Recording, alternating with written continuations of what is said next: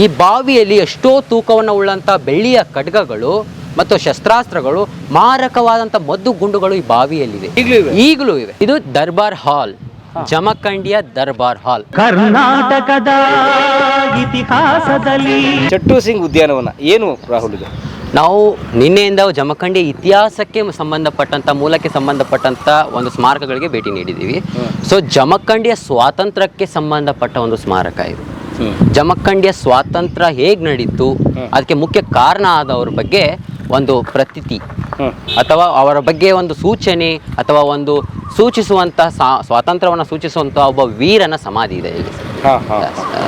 ಒಳಗಡೆ ಒಳಗಡೆ ಕೇಳೋಣ ಬನ್ನಿ. 1857ರ ಸ್ವತಂತ್ರ ಸಮರದ ಜಮಖಂಡಿಯ ವೀರ ನಾಯಕ ಹುತಾತ್ಮ ಚಟ್ಟೂ ಸಿಂಗರ ಸ್ಮಾರಕ. ಬ್ರದರ್, ಏನು ಇವ್ರ ಕತೆ? ಚಟ್ಟೂ ಸಿಂಗ್ ಸ್ವಾತಂತ್ರ್ಯ ಹೋರಾಟದಲ್ಲಿ ಪಾಲ್ಗೊಂಡು ಹುತಾತ್ಮರಾದ ಅನೇಕ ಹೋರಾಟಗಾರರಲ್ಲಿ ಇವನು ಅಗ್ರಗಣ್ಯ.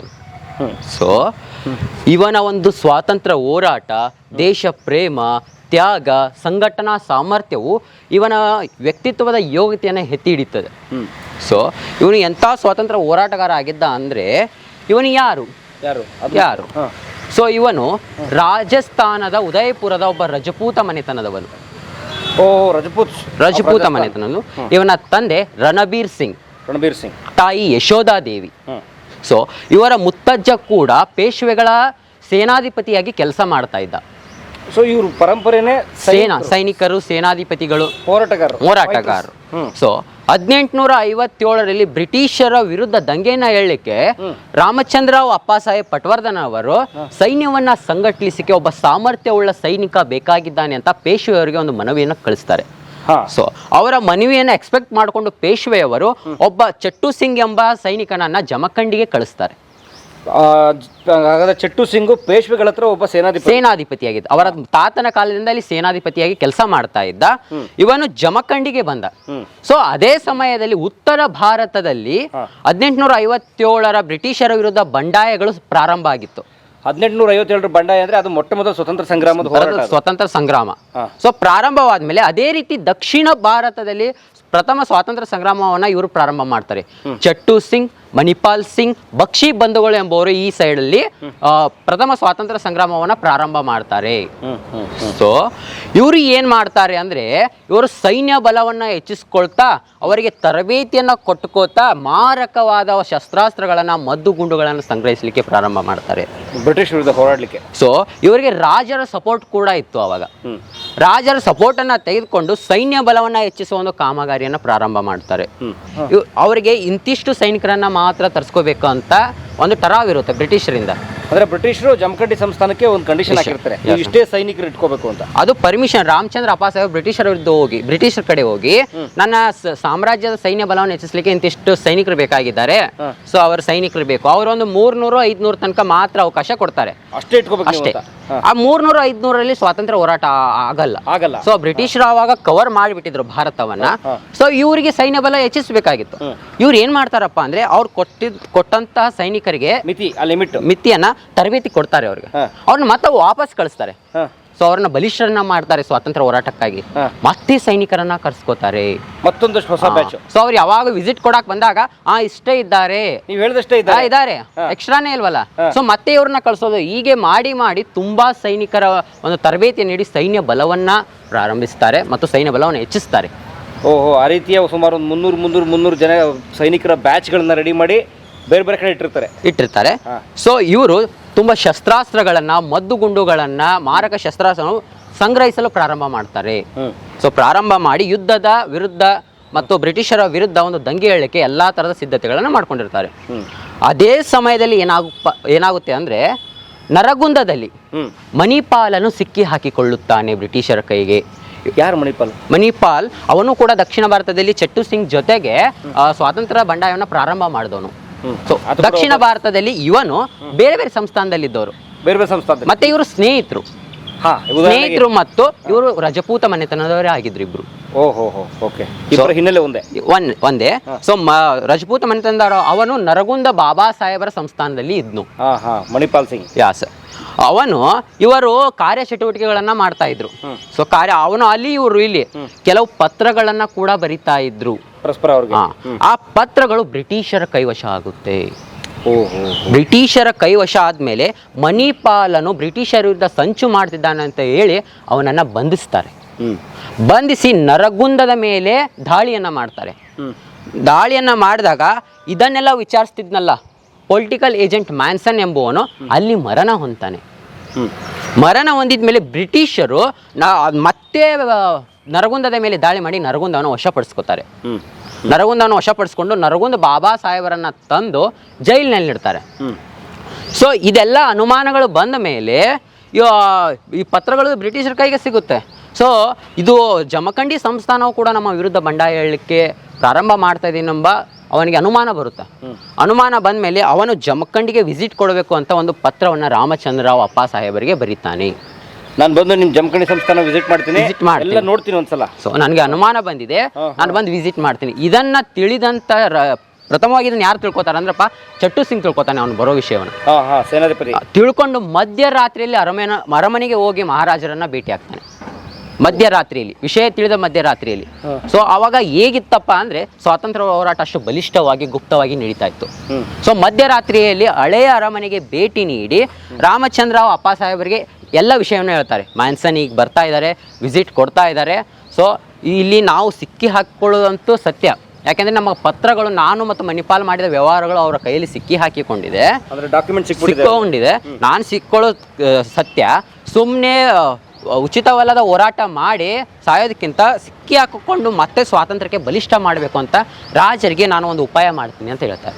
ಸೊ ಅದು ಏನಪ್ಪ ಅಂತ ಕೇಳಿದಾಗ ನಾನು ಎಲ್ಲ ಶಸ್ತ್ರಾಸ್ತ್ರ ಮಾರಕಗಳನ್ನು ಬಾವಿಗಳಲ್ಲಿ ಎಸಿತೀನಿ. ಮ್ಯಾನ್ಸನ್ ಬಂದು ನಿಮ್ಗೆ ಏನಾದರೂ ಇದ್ರ ಬಗ್ಗೆ ಕೇಳಿದರೆ ನನಗೇನೂ ಗೊತ್ತಿಲ್ಲ, ನಮ್ಮ ಸೈನಿಕನಾದಂಥ ಚಟ್ಟು ಸಿಂಗ್ ಏನಾದರೂ ನನ್ನ ಪರ್ಮಿಷನ್ ಇಲ್ಲದೆ ಮಾಡಿದರೆ ಅವನನ್ನು ವಿಚಾರಿಸೋಣ, ಅವನಿಗೆ ಸರಿಯಾದ ಶಾಸ್ತಿ ಮಾಡೋಣ ಅಂತ ನೀವು ಹೇಳಿ ಅಂತ ರಾಮಚಂದ್ರ ಅಪ್ಪ ಸಾಹೇಬ್ರಿಗೆ ಹೇಳ್ತಾನೆ. ನನ್ನ ಮೇಲೆ ನಾನು ತಪ್ಪು ಹಾಕೋತೀನಿ. ಸೊ ಇದಕ್ಕೆ ರಾಮಚಂದ್ರರಾವ್ ಅಪ್ಪ ಸಾಹೇಬರು ಒಪ್ಪೋದಿಲ್ಲ ಅಂದರೆ ಯಾಕಪ್ಪ ಅಂದರೆ ನಾನು ಕೂಡ ಇದರಲ್ಲಿ ಪಾಲ್ಗೊಂಡಿದ್ದೀನಿ. ಸೊ ನಾನು ಒಪ್ಪೋದಿಲ್ಲ ಬೇಡ ಅಂದ್ರು ಅವರನ್ನು ಬಲವಂತವಾಗಿ ಒಪ್ಪಿಸ್ತಾನೆ. ಬಲವಂತವಾಗಿ ಅವ್ರು ಅದಕ್ಕೂ ಕೂಡ ಬಗ್ದೇ ಇರೋ ಕಾರಣ ತನ್ನ ಕತ್ತಿಯನ್ನು ಅವರಿಗೆ ನೀಡಿ ನಿಮ್ಮ ಸೈನಿಕ ಒಬ್ಬ ಹೇಡಿ ಅಂತ ಒಪ್ಕೊಂಡು ನನ್ನ ಶಿರಚ್ಛೇದನ ಮಾಡಿ ಮುಂದೆ ನೀವು ಏನು ಬೇಕಾದರೂ ಮಾಡ್ಕೊಳ್ಳಿ ಅಂತ ಸವಾಲು ಹಾಕಿಬಿಡ್ತಾನೆ ರಾಮಚಂದ್ರ ಅವ್ರಿಗೆ. ಸವಾಲು ಹಾಕಿಬಿಡ್ತಾನೆ. ಸೊ ಅವಾಗ ಅವರು ತನ್ನ ಸೈನಿಕನನ್ನು ಹೇಗೆ ಹೇಳಿ ಅಂತ ಒಪ್ಕೋತಾರೆ? ಇಡೀ ಸಾಮ್ರಾಜ್ಯ ಸಂಘಟನೆಯನ್ನು ಅವನು ಮಾಡಿರ್ತಾನೆ. ಸೊ ಅದನ್ನು ಒಪ್ಕೊಳ್ಳಕ್ ಆಗದೇನೆ ಅವರು ಬಲವಂತವಾಗಿ ಒಪ್ಕೊಂಡ್ಬಿಡ್ತಾರೆ. ಸೊ ಬಲವಂತವಾಗಿ ಒಪ್ಕೊಂಡ್ಮೇಲೆ ಒಂದು ದಿನ ಮ್ಯಾನ್ಸನ್ ಭೇಟಿ ಇಡ್ತಾನೆ. ಮತ್ತೆ ಬೆಳಗ್ಗೆ ಹೋಗಿ ಅವ್ರನ್ನ ಭೇಟಿ ಆಗ್ತಾನೆ. ಯಾರನ್ನ? ರಾಮಚಂದ್ರರಾವ್ ಅಪ್ಪ ಸಾಹೇಬರನ್ನ ಚಟ್ಟು ಸಿಂಗ್ ಭೇಟಿಯಾಗಿ ಏನು ಹೇಳ್ತಾನೆ ಅಂದರೆ, ನಮ್ಮ ಪತ್ರಗಳು ಅವರ ಕೈಯಲ್ಲಿದೆ. ಸೊ ಅವರು ಬಂದು ನಿಮಗೆ ಈ ಪತ್ರಗಳನ್ನು ತೋರಿಸಿ ಇದೇನು ಅಂತ ಪ್ರೂಫ್ಸ್ ಇದೆ, ಪ್ರೂಫ್ಸನ್ನು ತೊಗೊಂಡ್ಕೊಂಡು ಬಂದು ನಿಮಗೇನಿದು ಅಂತ ತೋರಿಸಿದರೆ ಇದು ನನಗೆ ಗೊತ್ತಿಲ್ಲ, ನನ್ನ ಸೈನಿಕ ಏನಾದರೂ ನನ್ನ ರಾಜ ಮುದ್ರೆಯನ್ನು ಬಳಸಿ ನಕಲು ಮಾಡಿ ನಿಮ್ಮಿಂದ ಪರ್ಮಿಷನ್ನ ತೊಗೊಂಡಿರ್ಬೋದು, ಈ ರಾಜದ್ರೋಹವನ್ನು ಮಾಡಿರ್ಬೋದು ಅಂತ ಹೇಳಿ ಅಂತ ಅವನು ಹೇಳ್ತಾನೆ. ಬ್ರಿಟಿಷರು ಬಂದು ಕೇಳಿದಾಗ ನನ್ನ ನಕಲನ್ನು, ನಮ್ಮ ಸಾಮ್ರಾಜ್ಯದ ನಕಲನ್ನು ಅವನು ಬಳಸಿ ನಿಮಗೆ ಏನಾದ್ರು ರಾಜದ್ರೋಹ ಮಾಡಿರ್ಬೋದು, ಸೈನ್ಯವನ್ನು ಕರೆಸ್ಕೊಂಡಿರ್ಬೋದು, ನಕಲಿ ಸೀಲ್ ಬಳಸಿರ್ಬೋದು ಅಂತ ಹೀಗೆ ಹೇಳಿ ಅಂತ ಹೇಳ್ತಾನೆ. ಆದರೂ ರಾಮಚಂದ್ರ ರಾವ್ ಇದಕ್ಕೆ ಒಪ್ಪೋದಿಲ್ಲ. ಸೊ ಒಪ್ಪದೇ ಇರೋ ಕಾರಣ ಅವ್ರನ್ನ ಒಪ್ಪಿಸಬೇಕಾದ ಪರಿಸ್ಥಿತಿ ಬಂದೇ ಬರುತ್ತೆ. ಅವ್ರಿಗೆ ಒಪ್ಪಿಸಿದ ಮೇಲೆ ಅವರು ಒಪ್ಕೋತಾರೆ, ಬೇರೆ ವಿಧಿ ಕಾರಣಗಳೇ ಇರಲ್ಲ. ಯಾಕಪ್ಪ ಅಂದರೆ ನಿನ್ನನ್ನು ನಾನು ಬಲಿ ಕೊಟ್ಟು ನಾನು ಹೇಗೆ ಇಲ್ಲಿ ಸಾಮ್ರಾಜ್ಯವನ್ನು ಮಾಡಲಿ, ಇಂಥ ಬಲಾಢ್ಯವಾದ ಸೈನಿಕನನ್ನು ನಾನು ಬಲಿ ಕೊಟ್ಟು ನಾ ಈ ಸಾಮ್ರಾಜ್ಯದಲ್ಲಿ ಸೈನ್ಯವನ್ನು ಮಾಡಿದ್ರಂದು ಹೇಡಿಯ ಪ್ರತೀಕ ಆಗುತ್ತೆ. ನಾನು ಹೇಗೆ ಮಾಡಲಿ ಅಂದರೆ, ಚಟ್ಟು ಸಿಂಗ್ ಅವ್ರಿಗೆ ಮರುತ್ತರ ಏನು ಕೊಡ್ತಾನಪ್ಪ ಅಂದರೆ, ರಾಜರೇ ನಾನು ಒಬ್ಬ ಸೈನಿಕ ಸತ್ತರೆ ನೀವು ಇಂಥ ಸೈನಿಕರು ಸಾವಿರಾರು ಹುಡ್ತಾರೆ, ನೀವು ಒಬ್ಬರು ರಾಜರು ಅವ್ರ ಕೈಯಲ್ಲಿ ಸಿಕ್ಕಾಕೊಂಡ್ರೆ ಸೈನ್ಯವನ್ನು ಬಲಗೊಳಿಸುವ ರಾಜರು ಮತ್ತೊಬ್ಬರು ನಮ್ಗೆ ಸಿಗೋದಿಲ್ಲ ಅಂತ ಹೇಳಿ ಅವರಿಗೆ ಒಪ್ಪಿಸ್ತಾನೆ. ಸೊ ಒಂದು ದಿನ ಮ್ಯಾನ್ಸನ್ ಪೊಲಿಟಿಕಲ್ ಏಜೆಂಟ್ ಜಮಖಂಡಿಗೆ ಭೇಟಿ ನೀಡ್ತಾನೆ. ಸೊ ಆವಾಗ ರಾಜರಾದಂಥ ರಾಮಚಂದ್ರರಾವ್ ಅಪ್ಪ ಸಾಹೇಬ್ ಪಟವರ್ಧನ್ ಅವರನ್ನು ಆದರದಿಂದ ಗೌರವಿಸ್ತಾರೆ. ಆದರದಿಂದ ಗೌರವಿಸಿ ಅತಿಥಿ ಗೃಹದಲ್ಲಿ ಇಡ್ತಾರೆ. ಸೊ ನಾವು ಗವರ್ನರ್ ಬಂಗ್ಲೋನ ನೋಡಿದ್ವಿ. ಸೊ ಇದು ಅವರ ಮಗನ ರಾಮಚಂದ್ರ ಅಪ್ಪ ಸಾಹೇಬ್ರ ಮಗರು ಕಟ್ಟಿದ್ದು. ಸೊ ರಾಮಚಂದ್ರ ಅಪ್ಪ ಸಾಹೇಬರು ಒಂದು ಕಟ್ಟಿರ್ತಾರೆ ಅವ್ರ ಕಾಲದಲ್ಲಿ, ರಮಾ ನಿವಾಸ ಅಂತ. ಅದೇ ಅವರ ಅತಿಥಿ ಗೃಹ ಆಗಿರುತ್ತೆ. ಅಂದ್ರೆ ಈ ಗವರ್ನರ್ ಬಂಗ್ಲೋ ಮುಂಚೆ ಮುಂಚೆ ಸರ್, ಹಾ. ಮುಂಚೆ ಸರ್. ಅವರ ತಂದೆ ಗವರ್ನರ್ ಬಂಗ್ಲಾ ಅವರ ತಂದೆ ಕಟ್ಟಿದಂತ ಅತಿಥಿ ಗೃಹ ಅದು. ಸೊ ರಮಾಬಾಯಿ ನಿವಾಸ ಅಥವಾ ರಮಾ ನಿವಾಸನೆ ಅಂತ ಕರೆಯೋದು. ಸೊ ಅಲ್ಲಿ ಅವರನ್ನ ಉಳ್ಕೊಳ್ಳಿಕ್ಕೆ ವ್ಯವಸ್ಥೆ ಮಾಡ್ತಾರೆ, ವ್ಯವಸ್ಥೆಯನ್ನ ಮಾಡ್ತಾರೆ. ಸೊ ಅವರಿಗೆ ಎಲ್ಲ ಆಧಾರದ ಸ್ವಾಗತವನ್ನು ಮಾಡಿ ವ್ಯವಸ್ಥೆ ಮಾಡ್ತಾರೆ. ಸೊ ಮ್ಯಾನ್ಸನ್ ಬಂದು ರಾಜರನ್ನ ಅಲ್ಲೇ ಕರೆಸ್ತಾನೆ. ಕರೆಸಿ ಏನಂತ, ಈ ರೀತಿ ನಮ್ಗೆ ಅನುಮಾನಗಳು ಬಂದಿವೆ, ನೆಲ್ಲ ಚೆಕಿಂಗ್ ಮಾಡಬೇಕು ಅಂತ ಒಂದು ದರ್ಪದಿಂದ ಹೇಳ್ತಾನೆ. ಸೊ ಅವರು ಸಾಮಂತರೇ ಆಗಿದ್ರಲ್ಲ, ಇವರು ಒಪ್ಪಂದ ಕೂಡ ಮಾಡ್ಕೊಂಡಿದ್ರು ಗೋಪಾಲರಾವ್ ಪಟವರ್ಧನ್ ಅವರು. ಸೊ ಅವರು ಒಪ್ಪಂದ ಮಾಡ್ಕೊಂಡಿದ್ರಿಂದ ಅವರು ದರ್ಪದಿಂದ ಅಧಿಕಾರ ಪ್ರಾರಂಭ ಮಾಡ್ತಾರೆ. ಸೊ ಅವ್ರು ಕೇಳ್ತಾರೆ. ಸೊ ಇದಕ್ಕೆ ಒಪ್ಪಿಗೆಯನ್ನು ಕೊಡ್ತಾರೆ ರಾಮಚಂದ್ರ. ಸೊ ನಮಗೆ ಪತ್ರಗಳು ಬಂದಿದೆ ಚಟ್ಟು ಸಿಂಗನ. ಸೊ ನಾವು ಒಂದು ಹೆಸರನ್ನಾದರೂ ಮೆನ್ಷನ್ ಮಾಡಿರ್ತೀವಿ, ರಾಜರ ಹೆಸರನ್ನಾದರೂ ಮೆನ್ಷನ್ ಮಾಡಿರ್ತೀವಿ. ಆ್ಯಕ್ಚುಲಿ ಇಲ್ಲಿ ರಾಜರನ್ನ ಅಪ್ಪ ಸಾಹೇಬರು ಎಂದು ಕರೆಯೋ ಒಂದು ಪ್ರತೀತಿ ಇದೆ. ಪಟವರ್ಧನ ರಾಜರು ಅವ್ರ ಮಣ್ತನಕ್ಕೆ. ಸೊ ಕೆಲವೊಬ್ಬರು ಅವರ ತಂದೆ ಹೆಸರು ಅಂತ ತಿಳ್ಕೊಳ್ತಾರೆ, ಅಲ್ಲ, ಅವರು ಎಲ್ಲ ರಾಜರಿಗೂ ಅವರ ಹೆಸರಿನ ನಂತರ ಅಪ್ಪ ಸಾಹೇಬ ಅಂತ ಒಂದು ಮೆನ್ಷನ್ ಅನ್ನ ಕೂಡ ಮಾಡ್ತಾರೆ. ಉದಾಹರಣೆ ಗೋಪಾಲರಾವ್. Yes sir. ಸೊ ಮಾಡಿದಾಗ ಇವರು ಅವರಲ್ಲಿ ಸ್ವಲ್ಪ ಮೆನ್ಷನ್ಗಳು ಇರುತ್ತೆ ಅಲ್ಲ, ಲೆಟ್ರಲ್ಲಿ ನಮ್ಗೆ ರಾಜರು ಸಪೋರ್ಟ್ ಮಾಡ್ತಾ ಇದ್ದಾರೆ, ಅಪ್ಪ ಸಾಹೇಬರು ಸಪೋರ್ಟ್ ಮಾಡ್ತಿದ್ದಾರೆ, ಈ ರೀತಿ ಎಲ್ಲ ಅವರಿಗೆ ಅನುಮಾನಗಳು ಹೆಚ್ಚಿಗೆಗೊಳಿಸ್ತವೆ. ಇರುತ್ತೆ. ನೀವು ಇನ್ವಾಲ್ವ್ ಆಗಿದ್ದೀರಿ ಅಂತ ಸರ್. ಅವ್ರು ಅನುಮಾನ, ಆಕ್ಚುಲಿ ಬ್ರಿಟಿಷರಿಗೆ ಅನುಮಾನಗಳು ಜಾಸ್ತಿ. ಅವರೇ ಒಬ್ಬ ಮೋಸಗಾರರಿಗೆ ಮೋಸ ಅಂದ್ರೆ ಮೋಸಗಾರರಿಗೆ ಯಾವತ್ತೂ ಎಚ್ಚರಿಕೆ ಜಾಸ್ತಿ. ಸೊ ಅವರು ಒಡೆದಾಳುವ ನೀತಿಯನ್ನ ಯಾವಾಗಲೂ ಪ್ರಾರಂಭಿಸ್ತಾರೆ. ಯಾವಾಗ ಆ ಸಂಸ್ಥಾನ ನಮ್ಮ ವಶ ಆಗುತ್ತೆ ಅಂತ ಕಾಯ್ತಾ ಇರ್ತಾರೆ. ಸೊ ಅವರು ಏನು ಮಾಡ್ತಾರಪ್ಪ ಅಂದ್ರೆ ಅವರ ಪರ್ಮಿಷನ್ ಕೊಟ್ಟ ಮೇಲೆ ಜಮಖಂಡಿಯನ್ನು ವಿಸಿಟ್ ಮಾಡೋಕ್ಕೆ ಸ್ಟಾರ್ಟ್ ಮಾಡ್ತಾರೆ. ಅರಮನೆಗಳನ್ನು, ಕೋಟೆಗಳನ್ನು. ಸೊ ವಿಸಿಟ್ ಮಾಡಲಿಕ್ಕೆ ಪ್ರಾರಂಭ ಮಾಡಿದ್ಮೇಲೆ ಯಾವುದೇ ಸುಳಿವುಗಳು ಕಾಣೋದಿಲ್ಲ. ಸೊ ಮ್ಯಾನ್ಸನ್ ಇಡೀ ಜಮಖಂಡಿನ ಶೋಧನೆ ಮಾಡಿಬಿಟ್ಟ. ಅವ್ರ ಸೈನ್ಯವನ್ನು ತಂದಿರ್ತಾನೆ, ಅವ್ರು ಹಾಗೆ ಬಂದಿರಲ್ಲ, ಶೋಧನೆ ಮಾಡಿಬಿಟ್ಟ. ಏನೇನು ಸುಳಿವುಗಳು ಸಿಗ್ತಾ ಇಲ್ಲ. ಸುಳಿವು ಸಿಗದೆ ಇದ್ರೆ ಅನುಮಾನಗಳು ಹೇಗೆ ಬಂದುವಪ್ಪ? ಈ ಟರಾವು ಪತ್ರಗಳು ಏನು ಸಾಕ್ಷಿ ಇಲ್ಲ, ಆದರೆ ಲೆಟರ್ಗಳಿದೆ. ಸೊ ಇವರು ರಾಜಕುತಂತ್ರ, ಒಂದು ರಾಜಕೀಯವಾಗಿ ಒಂದು ಕುತಂತ್ರ ನಡೆಸ್ತಾ ಇದ್ದಾರೆ, ನಮ್ಮ ವಿರುದ್ಧ ಬಂಡೆ ಹೇಳ್ತಿದ್ದಾರೆ ಅಂತ ತಿಳ್ಕೊಂಡು ರಾಜರನ್ನು ಕೂಡ ಬಂಧಿಸಿ ಬೆಳಗಾವಿ ಜೈಲಿನಲ್ಲಿ ಇಡ್ತಾರೆ. ರಾಜರು ಮತ್ತು ಚಟ್ಟು ಸಿಂಗ್ ಇಬ್ರು ಅಷ್ಟೇ. ಆದರೆ ಚಟ್ಟು ಸಿಂಗರನ್ನ ಅವ್ರ ಹತ್ರ ಇಡೋದಿಲ್ಲ, ಬೇರೆ ಜೈಲಿನಲ್ಲಿ ಬಂಧಿಸಿರ್ತಾರೆ, ಇಬ್ರು ಸಪರೇಟ್. ಇವರನ್ನ ಬಂಧಿಸಿ ಬೆಳಗಾವಿ ಜೈಲಿ, ರಾಜರನ್ನ ಬಂಧಿಸುವ ಮೊದಲು ಮುಂಬೈ ಗವರ್ನರ್ ಅವರ ಪರ್ಮಿಷನ್ ಪಡಿಬೇಕಾಗಿರುತ್ತೆ. ಮುಂಬೈ ಗವರ್ನರ್ ಅವ್ರ ಪರ್ಮಿಷನ್ ಅಲ್ಲಿ ಏನು ಪಡಿತಾರೆ ಅಂದ್ರೆ, ರಾಜರನ್ನ ವಿಚಾರಿಸಬೇಕಾಗಿದೆ, ಅವರು ಕೂಡ ಬ್ರಿಟಿಷರೇ, ರಾಜರನ್ನ ವಿಚಾರಿಸಬೇಕಾಗಿದೆ, ನಮ್ಗೆ ಪರ್ಮಿಷನ್ ಬೇಕು ಅಂತ ರಾಜನ ಕರ್ಕೊಂಡು ಹೋಗಿ ಬಂಧಿಸಿಡ್ತಾರೆ. ಸೊ ಬಂಧಿಸಿಟ್ಟ ಮೇಲೆ ಚಟ್ಟು ಸಿಂಗನ ವಿಚಾರಣೆ ನಡೆಯುತ್ತೆ. ರಾಜರನ್ನ ಬಂಧಿಸಿದ ಮೇಲೆ ಚಟ್ಟು ಸಿಂಗನ ವಿಚಾರಣೆ ನಡೆಯುತ್ತೆ. ಸೊ ಚಟ್ಟು ಸಿಂಗ್ ಆಗಲೇ ಒಪ್ಕೊಂಡಿರ್ತಾನೆ, ಇದಕ್ಕೆಲ್ಲ ನಾನೇ ಕಾರಣ, ರಾಜರ ಯಾವುದೇ ಹಸ್ತಕ್ಷೇಪ ಇಲ್ಲ, ಒಪ್ಕೊಂಡ್ಬಿಡ್ತಾನೆ. ಸೊ ಬ್ರಿಟಿಷರು ಏನು ಒತ್ತಾಯ ಮಾಡ್ಕೊಂಡು ಒಪ್ಸ್ಲಿಕ್ಕೆ ಪ್ರಯತ್ನ ಪಡ್ತಾರೆ ಅಂದರೆ, ಸುಳ್ಳು ಹೇಳಬೇಡ, ಇದರಲ್ಲಿ ನಿಮ್ಮ ರಾಜರ ಹಸ್ತಕ್ಷೇಪ ಇದೆ ಅಂತ ಒಪ್ಕೋ, ನಿಮಗೆ ಶಿಕ್ಷೆನ ಕಡಿಮೆ ಮಾಡ್ತೀನಿ, ಶಿಕ್ಷೆ ಕಡಿಮೆಗೊಳಿಸ್ತೀನಿ. ಸೊ ಅವ್ನಿಗೆ ಒತ್ತಾಯಿಸ್ಲಿಕ್ಕೆ ಪ್ರಾರಂಭ ಮಾಡ್ತಾರೆ ಬ್ರಿಟಿಷರು, ಟಾರ್ಚರ್ ಕೊಡ್ತಾರೆ. ಆದರೆ ಜಗ್ಗೋದಿಲ್ಲ, ಕುಗ್ಗೋದಿಲ್ಲ ವೀರ ಚಟ್ಟು ಸಿಂಗ್. ನಾನು ರಜಪೂತ, ನನಗೆ ಸುಳ್ಳು ಹೇಳುವುದು ಗೊತ್ತಿಲ್ಲ, ನನ್ನ ಬಾಲ್ಯದಿಂದಲೂ ನನ್ನ ಸ್ವಾತಂತ್ರ್ಯ ಹೋರಾಟ ನನ್ನ ಹಕ್ಕಾಗಿದೆ. ಸೊ ದೇಶವನ್ನು ಗುಲಾಮಗಿರಿಯಿಂದ ಮುಕ್ತಗೊಳಿಸುವುದು ನನ್ನ ಆಜನ್ಮಸಿದ್ಧ ಕರ್ತವ್ಯ. ಸೊ ಈ ಗುಲಾಮಗಿರಿಯ ದೇಶದಲ್ಲಿ ಬಾಳಲು ನನಗೇನು ಇಷ್ಟವಿಲ್ಲ, ನನಗೆ ಯಾವ ಶಿಕ್ಷೆ ಬೇಕಾದರೂ ನೀವು ಕೊಡಿ, ನಾನು ಅನುಭವಿಸ್ತೀನಿ. ನಾನು ಸ್ವಾತಂತ್ರ್ಯ ಕಾಣದೇ ಇರ್ಬೋದು, ನನ್ನ ಮುಂದಿನ ಪೀಳಿಗೆ ಸ್ವಾತಂತ್ರ್ಯ ಸೂರ್ಯೋದಯವನ್ನು ಕಾಣುತ್ತೆ ಅಂತ ದಿಟ್ಟ ಎದೆಯಿಂದ ಬ್ರಿಟಿಷರ ಮುಂದೆ ಹೇಳ್ತಾನೆ, ಜೈಲಲ್ಲಿ ಹೇಳ್ತಾನೆ. ಸೊ ಅವನ ದರ್ಪವನ್ನು, ಅವನ ಬ್ರಿಟಿಷರ ವಿರುದ್ಧ ಸೈನ್ಯಾಧಿಪತಿಯ ಕುತಂತ್ರ ನಡೆಸ್ತಿದ್ದಾನಂತ ತಿಳ್ಕೊಂಡು ಬ್ರಿಟಿಷರು ಏನು ಮಾಡ್ತಾರಪ್ಪ ಅಂದರೆ, ಜಮಖಂಡಿಯಿಂದ ಅವನನ್ನು ಹಿಡಿದುಕೊಂಡು ಬಂದು, ಆ್ಯಕ್ಚುಲಿ ಅವನು ಜೈಲಲ್ಲಿ ತುಂಬ ಟಾರ್ಚರ್ ಮಾಡಿರ್ತಾರೆ. ಸೊ ಸಾರ್ವಜನಿಕವಾಗಿ, ಸೊ ಸಿಟಿ ಈಗ ಬೆಳ್ಕೊಂಡಿದೆ, ಜಂಬಗಿ ರಸ್ತೆಯ, ಇದು ಜಂಬಗಿ ಊರಿಗೆ ಹೋಗುವಂಥ ರಸ್ತೆ, ಎಸ್ ಸರ್, ಜಂಬಗಿ ರಸ್ತೆಗೆ ಹೋಗುವ ಬಲಭಾಗದಲ್ಲಿ ಕುಲ್ಲಾ ಪ್ರದೇಶದಲ್ಲಿ ಅವನನ್ನ ಜನರ ಮುಂದೆ ದಂಡಿಸಲಿಕ್ಕೆ ಪ್ರಾರಂಭ ಮಾಡ್ತಾರೆ. ಹೊಡಿಯೋಕೆ ಚಾಟಿ ಇಟ್ಟು ಕಟ್ತಾರೆ.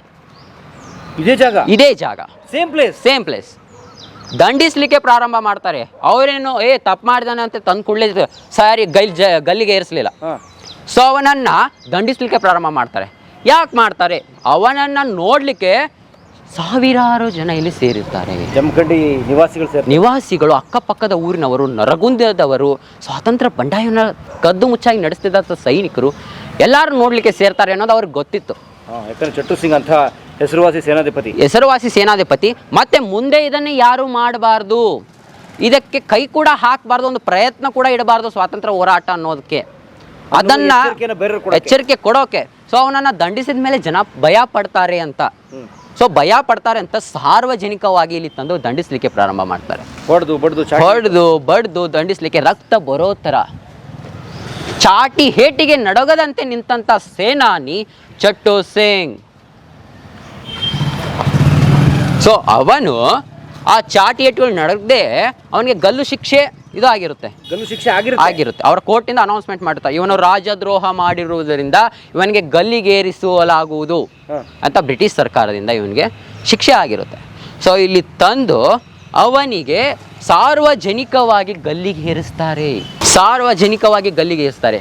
ಒಬ್ಬ ಯುವ ಸ್ವಾತಂತ್ರ್ಯ ಹೋರಾಟಗಾರ ಗಲ್ಲಿಗೇರೋದನ್ನ ಇಲ್ಲಿ ಜನ ನೋಡಿ ಮನನೊಂದು ಕಣ್ಣೀರು ಹಾಕ್ಲಿಕ್ಕೆ ಪ್ರಾರಂಭ ಮಾಡ್ತಾರೆ. ಇದೇ ಜಾಗದಲ್ಲಿ ಗಲ್ಲಿಗೇರಿಸ್ತಾರೆ ಸುತ್ತ ಜನ ಅವನ ಒಂದು ಒದ್ದಾಟವನ್ನ ನೋಡ್ಲಿಕ್ಕೆ. ಸೊ ಅವನೊಬ್ಬ ಮಗ, ಒಂದು ಅವ್ರ ಮಕ್ಕಳು ಇರ್ತಾರೆ. ಸೊ ಒಂದು ಯುವಕ ಗಲ್ಲಿಗೇರ್ತಾ ಇದ್ದಾನೆ, ಅವ್ರ ಕೈಯಲ್ಲಿ ನರಳಾಡ್ತಿದ್ದಾನೆ ಅಂತ ನೋಡಿ ಸೈನಿಕರು ರಾಜರ ಮನದಲ್ಲೇ ನೊಂತಾರೆ. ಅವ್ರಿಗೆ ಬೇರೆ ಉಪಾಯ ಇರಲ್ಲ ಅಂತ ಅಂದರೆ ಅವರ ಮಕ್ಕಳು, ಸೊ ದತ್ತು ತೊಗೊಂಡಿರ್ತಾರಲ್ವ ಅವ್ರ ಮಕ್ಕಳು ಈ ಮನದಲ್ಲಿ ನೊಲ್ಲೋಕೆ ಸ್ಟಾರ್ಟ್ ಮಾಡ್ತಾರೆ. ಅವರ ಮಂತ್ರಿಗಳು ಅವರು ಎಲ್ಲ ಇಲ್ಲಿರ್ತಾರೆ. ರಾಜರು ಮಾತ್ರ ರಾಮಚಂದ್ರ ಅವರು ಜೈಲಿನಲ್ಲಿರ್ತಾರೆ. ಸೊ ಅವರೆಲ್ಲ ನೊಂತಾರೆ, ಅವ್ರಿಗೆ ಬೇರೆ ಆಪ್ಷನ್ ಇರಲ್ಲ ಮುಂದೆ ಬಂದು ಅವನ್ನ ಹೆಲ್ಪ್ ಮಾಡಲಿಕ್ಕೆ, ರಕ್ಷಿಸಲಿಕ್ಕೆ. ಸೊ ಇವರ ಕುತಂತ್ರ ಇದೆ ಅಂತ ಗೊತ್ತಾಗ್ಬಿಡುತ್ತೆ ಏನಾದರೂ ಹೆಲ್ಪ್ ಮಾಡಿದರೆ. ಸೊ ಎಲ್ಲರೂ ಅಳ್ತಾ ಮನ ನೊಂತಾರೆ.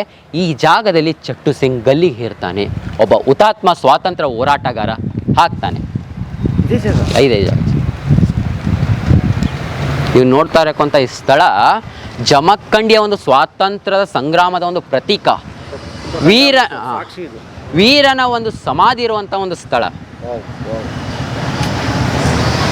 ಸೊ ಇಲ್ಲೇ ಯಾವುದೋ ಮರಕ್ಕೆ ನೆನಕಿರ್ತಾರೆ, ಬೇವಿನ ಮರಕ್ಕೆ. ಸೊ ಹಿರಿಯರು ಹೇಳ್ತಾರೆ, ಸುಮಾರು ವರ್ಷಗಳಾಯ್ತಲ್ಲ, ಹಿಂದೆ ಇಲ್ಲೊಂದು ಬೇವಿನ ಮರ ಇತ್ತು, ಆ ಮರಕ್ಕೆ ಅವನನ್ನ ಗಲ್ಲಿಗೇರಿಸ್ತಾರೆ.